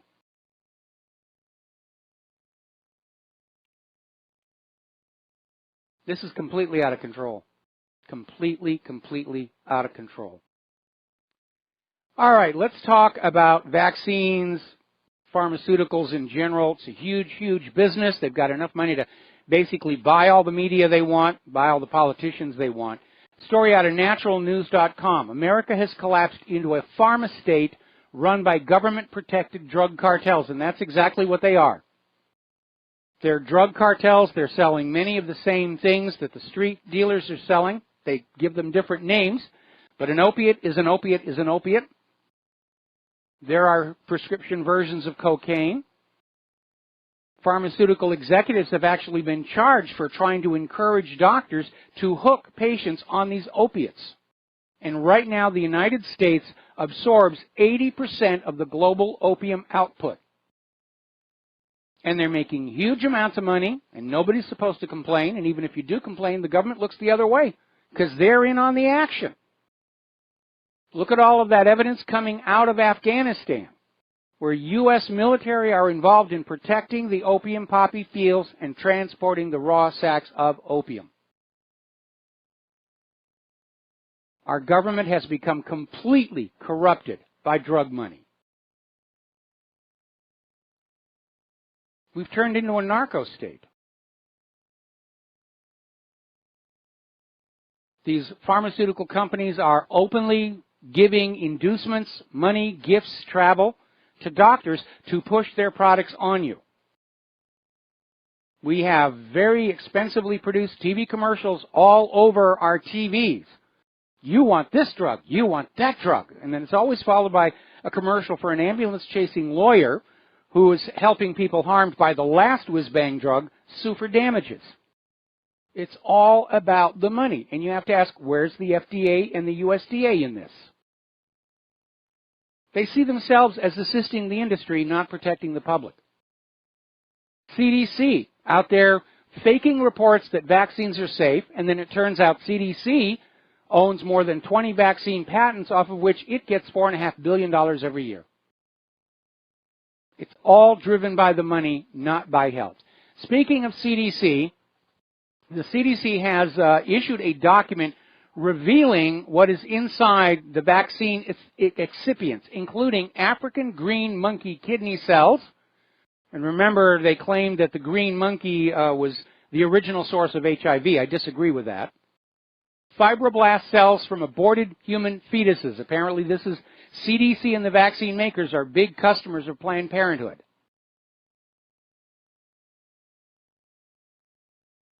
Now, if you're being injected with these cells from other animals, from aborted babies, you're going to have an immune response because your body recognizes it as foreign tissue. It's not you. It's not your DNA.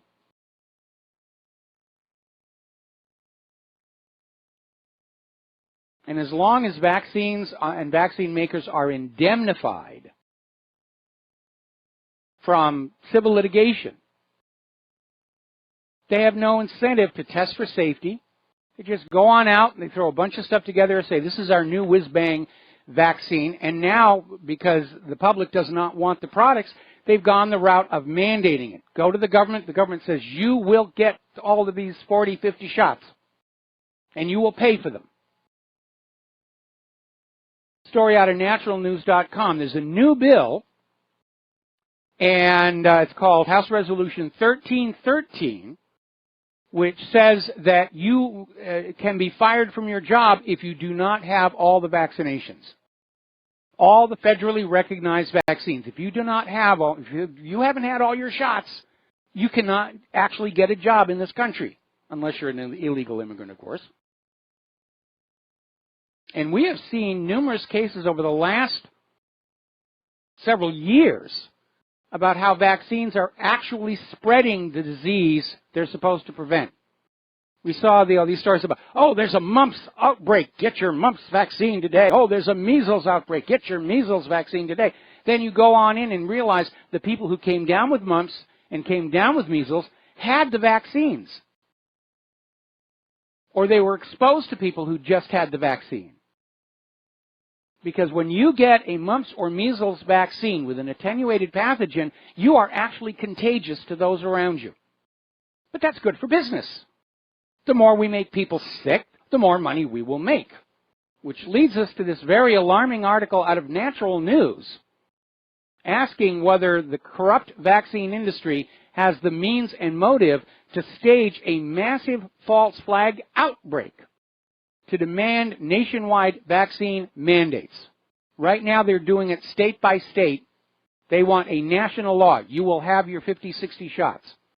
And once they get that, the number of shots is going to go up, and the cost will go up. Same thing we saw when auto insurance was made mandatory. Same thing we saw when health insurance was made mandatory. The prices will go up, and the quality will go down. Remember back in 2009, the When Pigs Fly flu? And they were out there saying it was going to be a pandemic. The World Health Organization actually artificially lowered the threshold of the number of infections that had to occur to declare a pandemic. And they lowered it way down and said, ooh, poof, It's a pandemic. Get your Tamiflu. All about selling you product. And it's getting harder and harder to see any difference between the big corporate pharmaceutical companies and the guy on the street corner in terms of their ethics and morals. It's hard to see a difference at all. It's all about the drugs. Everywhere you go, drugstores. Now, Forbes came out with an article saying that any attempt at autism awareness or fundraising is wrong because the Autism Speaks, that's the organization, their founder is a friend of Donald Trump, and Donald Trump is a conspiracy theorist who thinks vaccines might cause autism. Ooh, Trump is a conspiracy theorist. I'm sure that Donald Trump has taken a very good look at his son, Barron, and he's looked at the other information. We're finally starting to see Robert F. Kennedy Jr.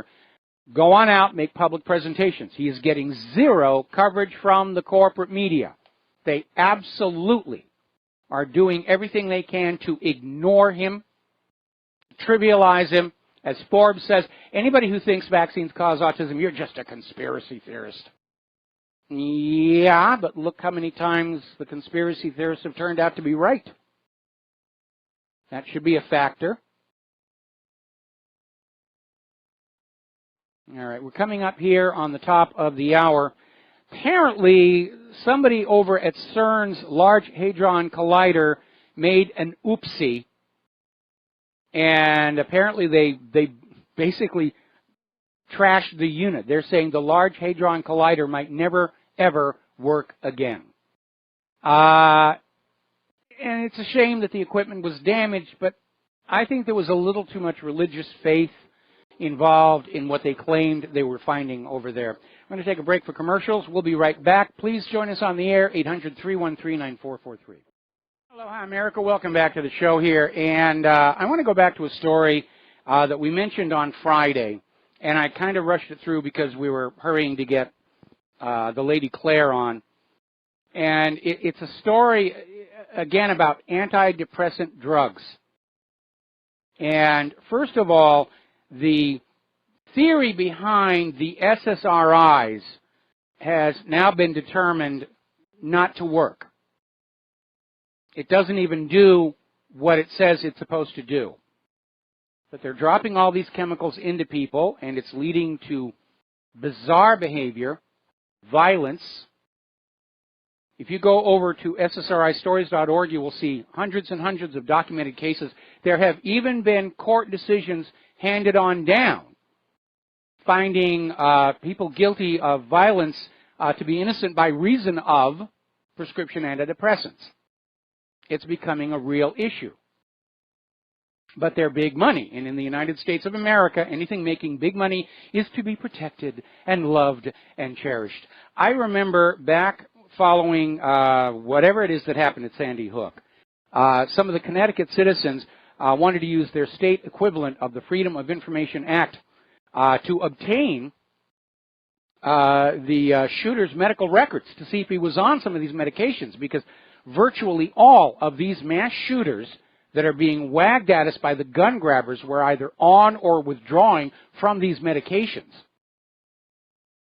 And there was an attorney there from the state's medical examiner office, Patrick Kaonohi, who went into this hearing and said that even if in this one case the drugs had made the shooter do what he did, that wasn't important for the people to know because they might stop taking their doctor-recommended medications. Well, as we all know, it isn't just that one case. There are hundreds of these cases.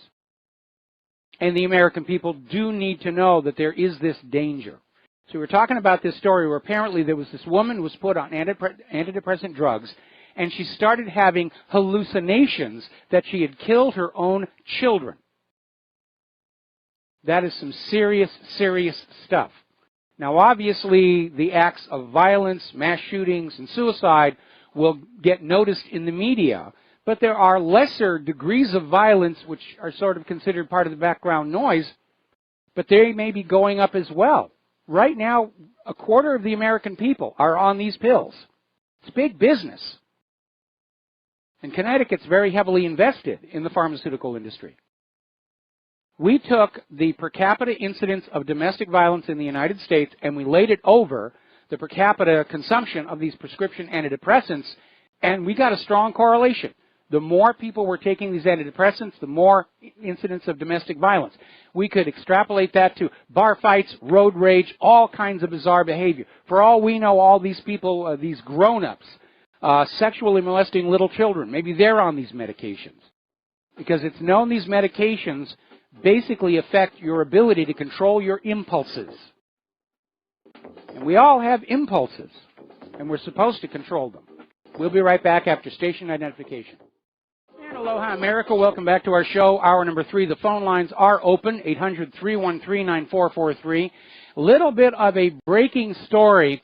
Apparently, one of Hillary Clinton's aides had been summoned by Trey Gowdy's congressional committee to testify about Hillary Clinton's email server, was just found at home, supposedly dead of natural causes. Interestingly enough, the body was discovered by longtime Hillary close associate Huma Abedin, who then proceeded to explain that the victim had a known heart problem and that, of course, there's nothing suspicious here about the timing of this guy dying just when he's about to go and testify before the Congress. And if you believe that one, I have some of Saddam Hussein's nuclear weapons to sell you. There's been a lot of wet work around the Clintons, and I think it's time to add this guy to the dead bodies list. All right, we're going to take a phone call. Tom in Utah, aloha. Welcome to the show. What's on your mind? Hi, Mike. Yeah, I'm an associate of Dr. Ann Blake Tracy. She wrote the book Prozac, Panacea Pandora. Yes. Curiously, about 18 years ago in Salt Lake, the chief of the Salt Lake City Police had us come and speak to their group because he was concerned because there were so many of the police officers on the psychotropic drugs. And that's an issue. I think she has the data on that. You might need contact with her, Dr. Ann Blake Tracy. But there's an extremely high number of police officers and lawmen that are on the medication. There was actually a study done. There was actually a study done on in Florida that showed that police officers are higher than average users of these medications, and that could go a long way to explaining the surge in police violence, brutality, tasers, unwarranted shootings, shootings of dogs, and so forth and so on. Right. In fact, she was the specialist brought in after the Columbine case there in Colorado. She was also involved with the mother that drowned her children in Florida. Yeah. Everywhere you turn, there's hard evidence of the impact of these drugs on they're horrible. Their homicide.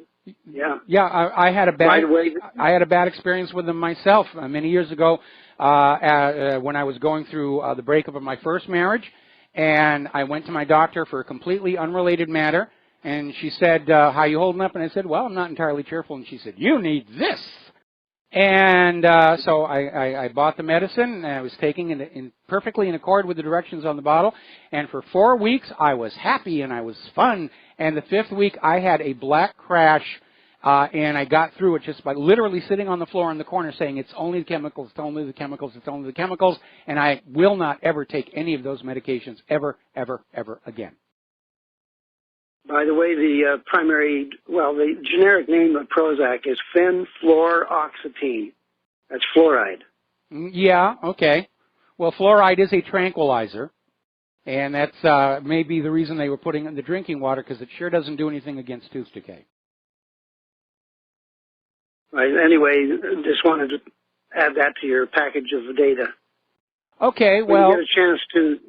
When you get a chance to, make sure you check out my other issue with infanticideusa.com. It's a hard link back to the vaccines as well as the wonderful care of the medical community. Absolutely. All right, we're going to let you go here. And I've just been informed by an alert reader, the story about the Large Hadron Collider appears to be an April Fool's joke that was delivered a little bit late. We always have to be careful about that.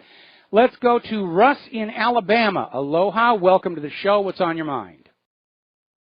Howdy. Howdy. Howdy there, Mike. You love your very important work. You're almost one of a kind in the way you do it. Yeah, just an additional comment. Dr. Ann Blake Tracy solicits stories that don't make the major media, but sometimes are only in the local media, and she correlates them with the use of Prozac, etc. And she explained to me something very interesting, that these SSRIs, or whatever genre, they deny you REM sleep, and you can't dream while you're on them. And after a few weeks, what happens is that the brain will not be denied REM, and so people start walking around in a REM state. But it's not natural REM. It has this backlash effect because it's not just dream state, it's nightmare state. And it literally causes the brain to dream and act out the dreams of the things that you would never do. So you said it doesn't allow you to control your impulses. It reverses your impulses. Well, that actually makes a lot of sense, because REM sleep and the process of dreaming is the mechanism by which the brain converts eidetic memory into a more compact tokenized form. And if you can't do that, you're going to have memory problems. You're going to have trouble distinguishing what's reality. I mean, it's just bad all around. It just really is. Evidently, it causes people to do exactly the thing that they would never do. That's why these horror stories of grandmothers, throwing their children off of a. So anyway, that's all I had, and it might be interesting to interview her because she can break it down into biochemical steps as to how this happens. Yeah, I should get her on the show here, because we're living in a society, unfortunately, where the big pharmaceutical companies have become drug cartels, and the government is on their side pushing more product on you. And it's very harmful, and it really is a very dangerous time. And again, when you look at, they're starting to talk about the opiate crisis, where millions of Americans have become addicted to prescription opiate medication. And getting off that stuff is going to be very difficult. There's a whole new industry. We've got the Opiate Addiction Curing Center. And it's all about making money. You create a problem, you sell people something that causes a problem, then you sell them the solution to the problem. It's just money, money, money, money, money, money, money, money. Yeah, and it's in the military, and what is not ballyhooed is the fact that the pharmaceutical industry itself, with their opiate drugs, is dependent upon that poppy crop. Well, that's, when the Taliban was in charge of Afghanistan, they had eradicated opium poppy growing. It was just gone. And as soon as the U.S. went on in there, the poppies were blooming and bumper crops and all of that stuff. And again, we have photos of the poppy fields being guarded and protected by coalition troops, and coalition troops, including those with U.S. flags on their shoulder patches, basically handling those bags of raw opium. Right. Okay, are you okay? Right, sounds like a tornado just hit you. It's wind. I gotta go. All right, well, we're going to let you go here. Thank you very much. We're going to do a shout-out to our on-air affiliates. And there is a general problem with all of our current commerce, if you will, where the normal safeguards we all grew up with, FDA, USDA, so forth, don't function anymore. I think a good example of that was the Minerals Management Service, which was supposed to be keeping an eye on the safety of the drilling platforms in the Gulf of Mexico. And in the post-mortem to the Deepwater Horizon disaster, we said the problem was that over time, because of lobbying and, hanging out with the executives from the oil companies, the SEC literally developed a culture of thinking they were there to support the industry instead of watching them. We've seen the same thing over at USDA and FDA, where they just accept the manufacturer's word on whatever they're selling at face value and just go along with it. And they stamp their seal of approval on there. They're not really watchdogs anymore. They're just another marketing gimmick. See, we've got the FDA seal of approval. And some of these chemicals that are out there are totally unknown. See, here's the problem. I call it coevolution. When you have a food or a medical treatment that is derived from a natural source, you're dealing with biochemistry that has co-evolved with our biochemistry for millions of years. But because pharmaceutical companies and even food companies want to have products they can patent in order to gain market exclusivity, they come up with these artificial molecules that our biochemistry has never seen before. And you eat them, drink them, or you have them injected in your body, and they swim through your system to what are called the receptor sites where these molecules will go. And the receptor sites sort of kind of recognize the molecule, but not exactly, and they try and incorporate it. And sometimes it will produce a desired result, but because it's not what the receptor site is actually designed for, it can produce negative results. And we have this current corporate culture of just getting the product to market first, getting it out there for maximum saturation, and they're really not looking thoroughly for counterindications. I mean, we're at the point right now where if you read the package insert on vaccines, it will actually say, can cause autism. And yet, what do we get from the corporate media? Oh, anybody who says vaccines cause autism, you're a conspiracy wacko. And I'll tell you right now, the biggest conspiracy of all is the claim there are no conspiracies. Because all conspiracy means is when two or more people get together with the intention of deceiving a third party, that is legally a conspiracy. When two corporate executives get together to conceal the fact that their chicken patties are actually 50% soy, that's a conspiracy. So yes, there's all kinds of conspiracies. Always have been. That's why there are laws against it. If there's no such thing as conspiracies, why are there laws against them? Now, we also touched on this other story last Friday, but we're going to hit it again. And it's coming out of greenmedinfo.com. Are toxic chemicals turning boys into girls? And what we're talking about is the use of hormones in food production or endocrine disruptors that can actually change your biochemistry. And your gender, for example, is supposed to be controlled by your DNA. But if the chemical message from the DNA through the RNA to the protein manufacturing portion of your cells, if it's interfered with by other chemicals, the messages get messed up. And it really is a very dangerous situation. And according to this article, this genetic damage, developmental genetic damage from chemical exposure can become hereditary. In other words, you eat something that damages your genes, even your ability to reproduce, and it passes on. Meaning that your descendants will have a higher incidence of birth defects, if not sterility. But it makes money, and that's all that matters, right? In the United States of America, it makes money, and money's a good thing. Yes, money's a good thing, but there has to be a balance. There must be a balance.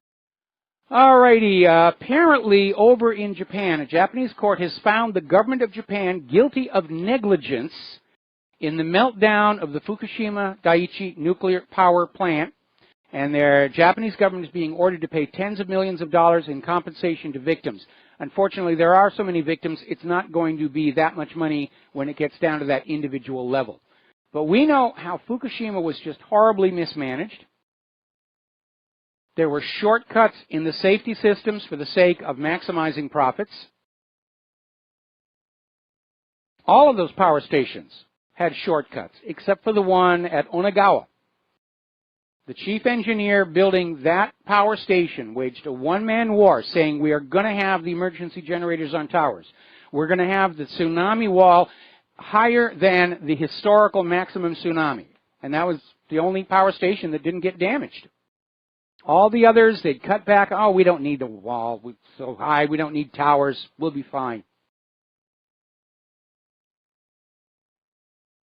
I think all of these technologies can be made to work, whether it's nuclear power, deep drilling into oil and shale. I think they can all be made to work. What you cannot have is the safety decisions made by the money junkies, because they're always going to err on the side of maximizing profits. We don't need a safety system over here. This thing's never going to blow up while I'm still in office.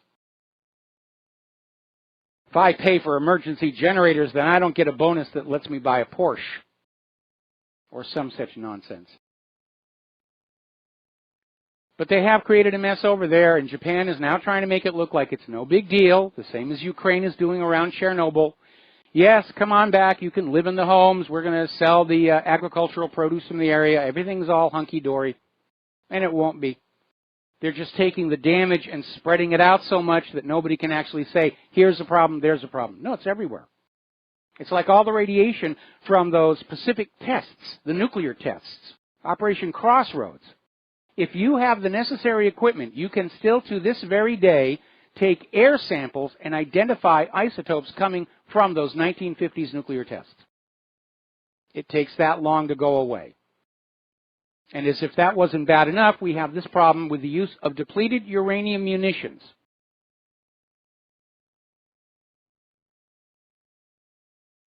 Now, depleted uranium, when it comes on out from the bottom of those centrifuges, and they take the hexafluoride out of it, it's a metal. It's in a single chunk. You can handle it, you can deal with it, you can bury it. When you cast it into shells and you use it against a target, they vaporize, and now the depleted uranium is not in a single chunk. It's in fine particulates that scatter before the wind. And a lot of people in Iraq who were exposed to the depleted uranium munitions actually said when the wind was blowing, they would get this very strong metallic taste in their mouth. Our returning veterans from these wars using depleted uranium munitions are suffering a much higher than normal incidence of severe birth defects in their children. What a terrible, terrible price to pay. Now then, let's talk about human-caused global warming. Over in Concord, the cold weather homeless shelter has shut down for the season, and the homeless people in there walked on out into a cold, wet April snow. It was a foot of snow out there, and a lot of those people are going to be sleeping on the streets tonight in the snow. There can't be snow. The world is warming. Vladimir Putin is out there saying man-made climate change is a hoax, and he's absolutely right. Putin is saying that this is perpetrated by Western governments and corporations to make a profit. And yes, that is exactly what's going on. When Al Gore ended that 2009 election debacle, not 2009, 2000, Florida 2000, he was dead broke. And then he went on this human-caused global warming, and he was buying and selling carbon credits, and he's very, very rich today. Bought a new home out in California on the beach. So much for the ocean levels are rising. And he's got this new movie out, an inconvenient sequel. And one of the reasons we're seeing this pounding all over the media about, 2016 was the hottest year on record and the world is melting and ignore the snow. It's just hard. They're trying to drive an audience to see his sequel. And I don't think anybody's going to see it. because the first one's already been just totally torn apart. There was actually a court decision in Great Britain saying that before an inconvenient truth can be shown in British schools, the teachers have to read a list of all the known falsehoods in it.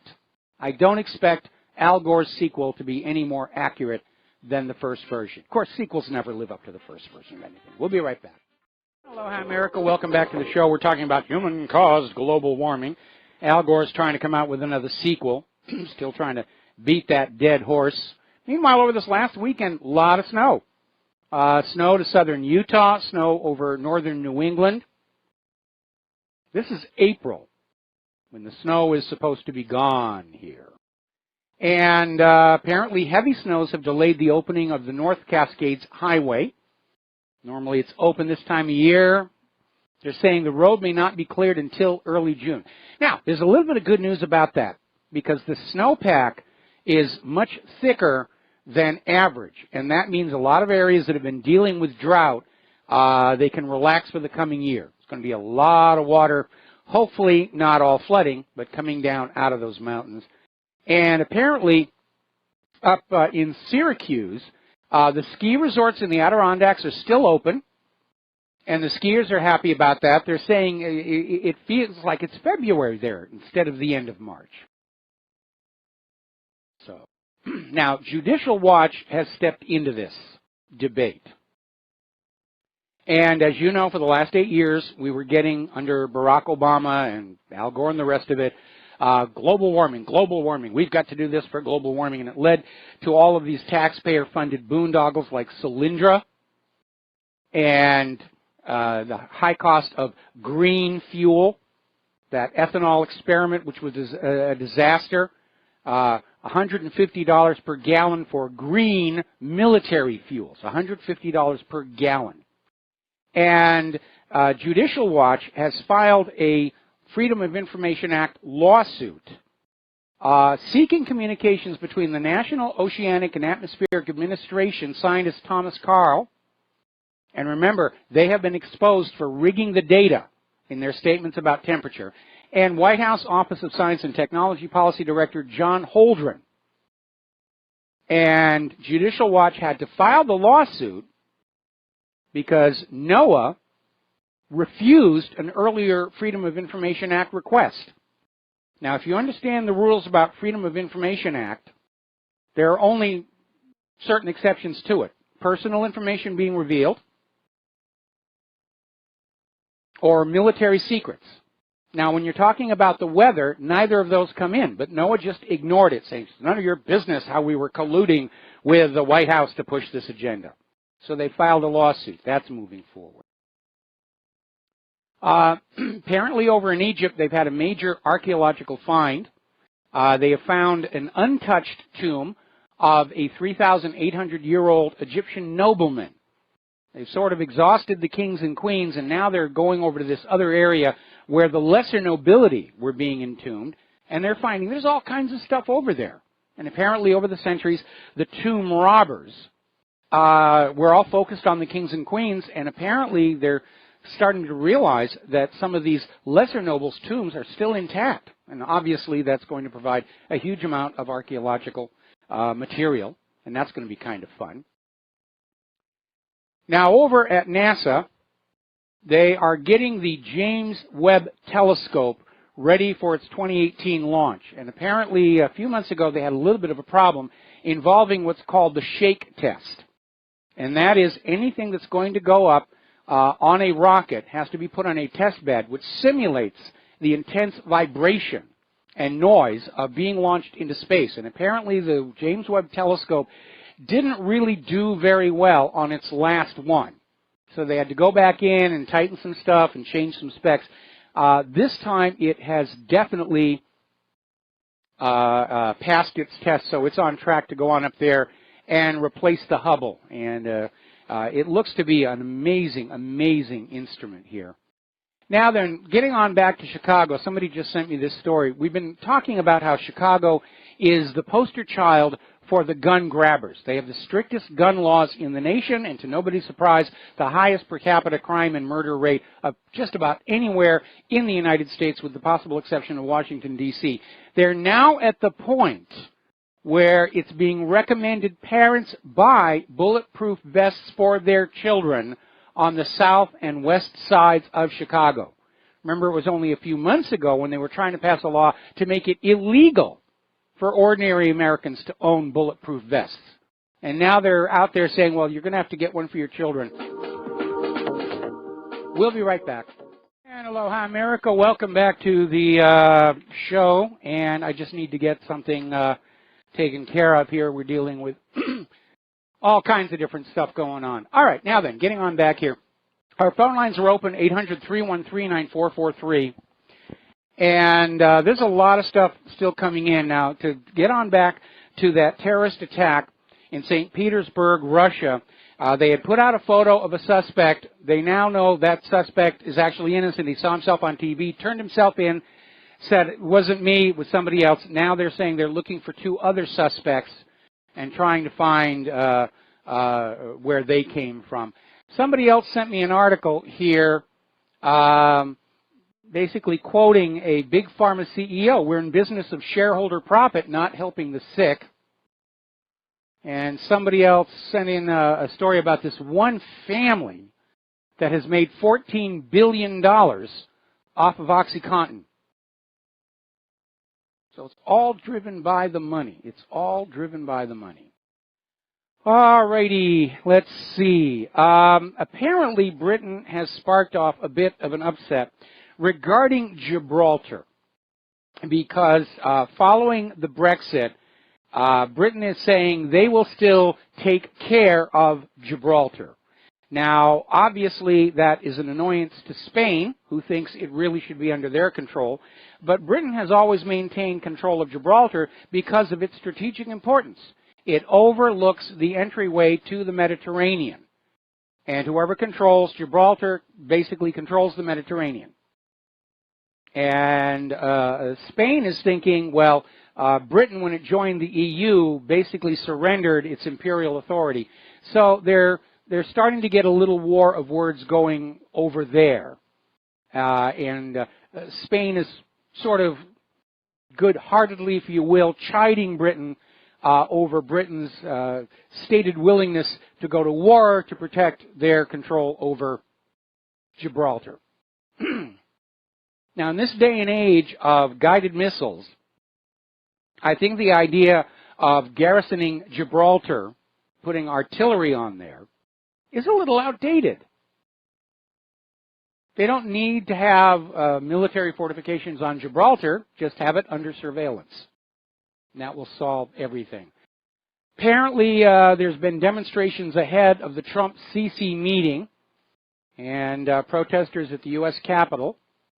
And they're basically urging Trump to basically quiz El-Sisi on Egypt's human rights records, which is deplorable. All right, we're going to take a phone call. Nick in Southern California, aloha. Welcome to the show. What's on your mind? Aloha, nui nui, Mike. Aloha.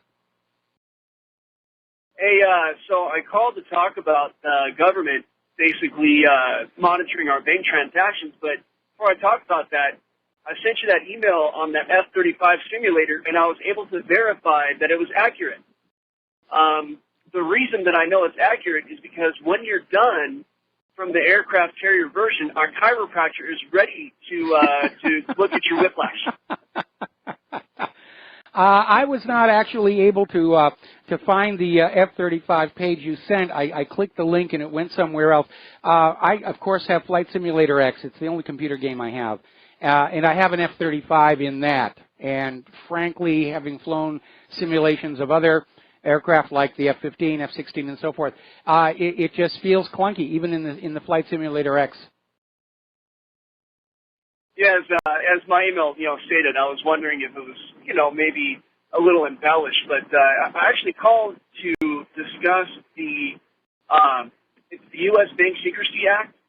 And basically, it's the Title 31, Section 5324, where about structuring. Are you familiar with this, or should I explain it? No, I understand what structuring is. In order to evade reporting requirements, people will make deposits or withdrawals underneath the trigger amount, which I think is like $10,000 or something like that. And but if they detect that you're structuring, you can be prosecuted for that because, in their eyes, it evinces a design to evade surveillance, and apparently any attempt to evade surveillance and protect your privacy is now criminalized in the United States. Yeah, Mike, you're such a fountain of knowledge. I love it. So I went and I looked deeper because they do reference the actual IRS code 6050I form 8300. And basically, if you are going to, have anything that is a quote-unquote suspicious transaction, it doesn't have to exceed the $10,000. Actually, I withdraw cash all the time. I usually withdraw about $500 a few times a week, just because I don't like the government or anybody else knowing where I'm spending my money. Yeah, I'm the and same apparently, way. even if you don't, you do the same thing, right? I do the same thing. So, I do as much of my life in cash as I can because it's nobody's business if I bought a jelly donut on the way home today. Well, according to the IRS tax code, I read into it, I read the document, and really whatever is defined as suspicious is whatever we feel like is suspicious today, if you take my meaning. I mean, basically, they just have carte blanche to say, oh, well, these $300, $500 withdrawals in cash are suspicious. I figured I just wanted everybody to be aware of that. Now, what I do is when I go to the grocery store, they have the cashback option at, say, whatever retailer, and I just get as much out of that as I can every time I go to the store. And I'm hoping that that's a way, to avoid that problem. Well, I think, unfortunately, because you're using your supermarket discount card at the same time, that your cashback is probably being recorded at that point as well. But, everybody's concerned about the surveillance, and we should be, because we do have a right to privacy enshrined in that Fourth Amendment. One of the articles posted by a member, it's coming from Patriot Rising. The transformation of our nation into a complete surveillance state is almost in place. You're known, your vehicle is known, your daily itinerary, it's all being recorded. Here's where it breaks down, okay? They have so much data now on all of us, it's theoretically impossible for them to make any sense of it. And this is why, despite all the NSA data monitoring and data grabbing, they haven't been able to find any real terrorists. They can't find any real criminals. They can't stop the cyber criminals. They can't find the ransomware writers. They certainly weren't able to come up with Hillary Clinton's missing emails. And they basically created a data management problem that may be unsolvable. Well, in my opinion, the idea that they're using this information to protect us against terrorism and things like that is a farce. I think basically what they're doing is they're gathering all of the data and storing it, and if you ever become somebody who's a threat to the establishment, they can go back and search up all of your stuff. Well, they wouldn't find much of interest in Claire and my life, of course, but again, it is illegal under the Fourth Amendment for them to be doing that. And the reason the Founding Fathers put that Fourth Amendment in there was because the British soldiers during colonial times would just walk into people's homes and look through their papers to see if they could see anything that was suspicious. And the American colonials were very appalled by that. So the new government was created with a specific rule. Absent actual allegations of criminal activity, you mind your own business. Yeah, government minding their own business. What a concept. I figured I would just go along with Trent and listen to Matthias up in Canada, and I'm going to go ahead and donate all of my curtains to the government. Yeah, that's a good one. Yes, take my curtains, please. Look through the window at my wife who's in the shower right now. Okay, thanks an awful lot. We're going to let you go here. And again, this surveillance problem, it may be another classic case of a government program like the F-35 that sounded good when they started it, but looking at the sheer volume of information that they are collecting on a daily basis, getting it cataloged and organized into something that's really useful, I think they've got a big problem. I don't think they can actually make any sense out of that data. There's simply too much of it. It may just be a giant bluff The Nazis did that to the German people. They deliberately crafted this public image of the Gestapo. They saw everything. They heard everything. They could virtually read your mind. You were helpless before them. And it was a total bluff. The Gestapo had nowhere near enough resources to be watching all the German people all the time. But the German people fell for it, and they stayed silent, and they lost their country. And I know the revelations coming out of WikiLeaks, and William Binney and all the rest of it, they definitely have the machinery in place to suck up all the data, but I haven't seen anything which suggests to me that they can actually get anything useful out of it. It may be just as much a bluff as the Nazis did, deliberately putting out this thing. We see everything that you do, we hear everything that you do, to try and scare us into silence. So far, it's not working. All right, we're going to take another phone call. Alex in Florida, aloha. Welcome to the show. What's on your mind?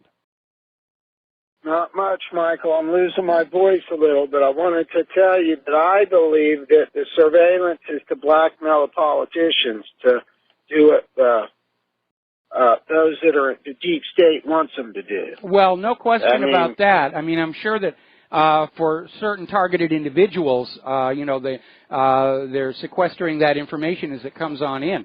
There are reasons to think that Chief Justice of the Supreme Court Roberts was blackmailed into passing Obamacare. We're now finding out that the Obama administration was in fact bugging the Donald Trump campaign all the way back to even before he won the nomination.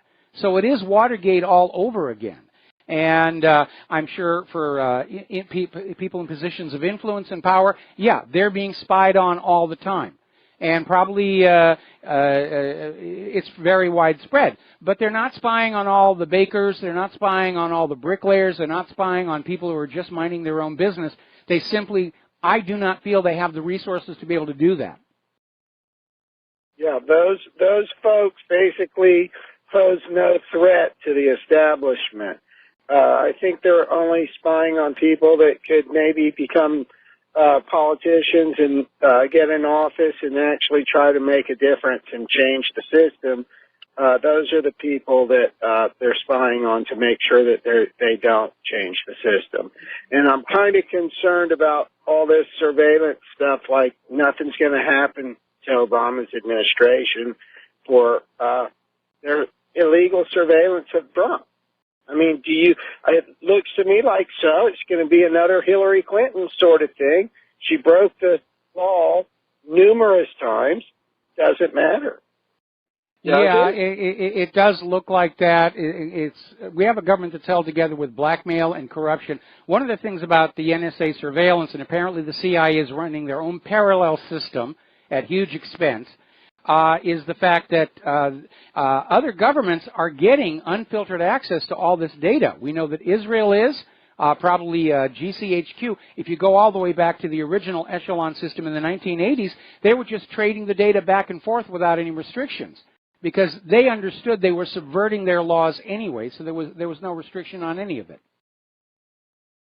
So in other words, let's say that they don't investigate or prosecute known felons who secretly spied on our president and his campaign and his transition team. If we're not going to prosecute that, what does that make us? I mean, really? It makes us a corrupt society where we have two classes of people, those who are constrained by the law and those who are above the law, and that is not what America is supposed to be. I mean, that's what we are right now. The fact that Hillary Clinton could store classified information and data on her own email server and have government email redirected to that server and have her acknowledge that she knows Saudi Arabia and Qatar are funding ISIL and it doesn't matter? Yeah, it's pretty ugly. But again, the Clintons and the Bushes go all the way back to that CIA gun and drug running operation out of Arkansas in the 1980s. They are in a position to blackmail almost the entire government with this. Because all it's going to take is somebody like Bill or Hillary or George Bush to stand up and say, yeah, we've been selling illegal drugs to your kids and making a ton of money out of it, and that would trigger a revolution. Right now, the government is desperate to hang on to its illusion of legitimacy, well, they're not even concerned about legality anymore. They've abandoned the trying to appear that they're complying with the Constitution. They openly are in defiance of the Constitution right now. And again, to me, it just feels like we're headed for a Soviet Union-style collapse. Yeah, I'm not going to. I don't want to watch the entire Rachel Maddow show from April 1st, and it is unbelievable how they are accusing Russia because Hillary Clinton lost. That should be a crime. I will tell you, it was great to see her confess that they're not. Basically, the investigation is crumbling and there's no hope for its existence anymore. But it was disgusting the way they're continuing to blame Russia with no evidence. That should be a crime.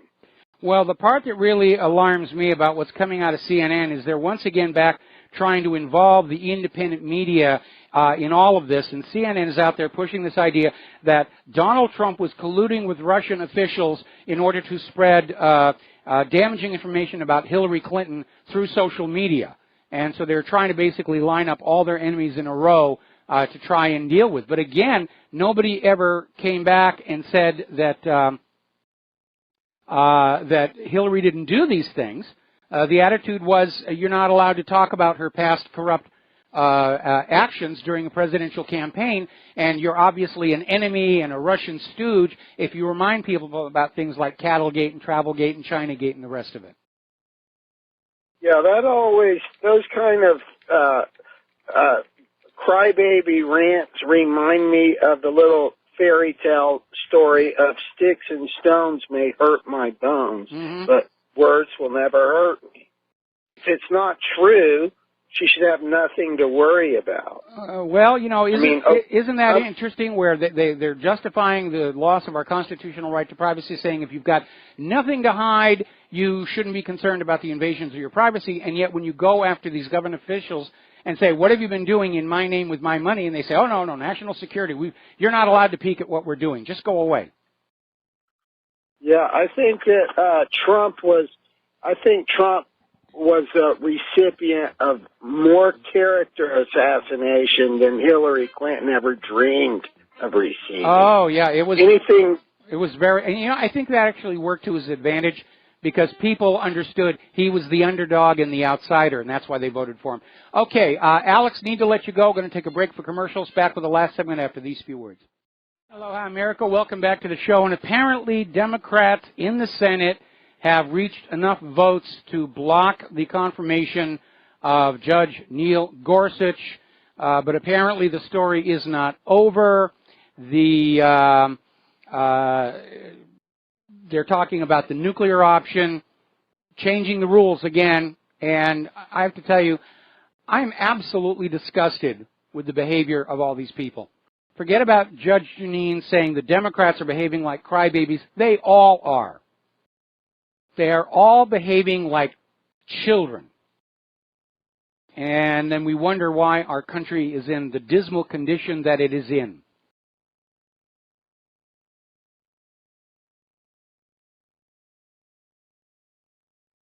We're seeing the swamp, basically. And I'd like to see Trump or somebody clean it out. But it's a self-perpetuating swamp. The things that live in swamps are quite comfortable there. They don't want it to go away. And we're seeing a government that is so badly factionalized, it can't function. You've got Trump trying to do what he wanted to do. You've got the CIA doing what it wants to do, the NSA doing what it wants to do. We have 17 intelligence agencies in this country. Isn't one enough? Got the Federal Reserve doing what they want to do. It's falling apart. I can feel it. It's falling apart. We're going to see a Soviet Union-style collapse of the U.S. government. It's only a matter of time. Either that, or they're going to kick off a real hot nuclear World War III, and then nobody's going to have a government after that. One of the reasons Claire and I are trying to get back to the mainland this year, and we may have to resort to a GoFundMe to do that, is because right now we have a lovely place that overlooks Pearl Harbor, which means it overlooks a first strike nuclear target if somebody actually does haul off and start flinging bombs. And right now I'm very concerned there may even be a false flag nuclear attack, because crashing planes into buildings, been there, done that, didn't buy the T-shirt. All this talk about this supposed defector interviewed by NBC saying that Kim Jong-un is going to carry out an unprovoked first nuclear strike someplace in America, and of course he can only reach Alaska and Hawaii. It almost sounds to me like they're on the verge of using a false flag nuclear bomb to get the wars going. They are desperate. You can see in their behavior how desperate these various factions are to keep going the way they've been going. They understand they're running out of time. The people of the world are waking up. We're seeing populism on the rise, nationalism on the rise. People want their freedoms back, because we did not get greater safety by giving up our freedoms. You never do. There's music time for me to get out of here and do Jim Goddard's show. We'll be back tomorrow here on the Republic Broadcasting Network. Until then, share everything you learn here with everybody that you know. We have to shout down the prostitutes and the correspondents of the corporate media to get the truth out. Talk to you tomorrow. Aloha, America.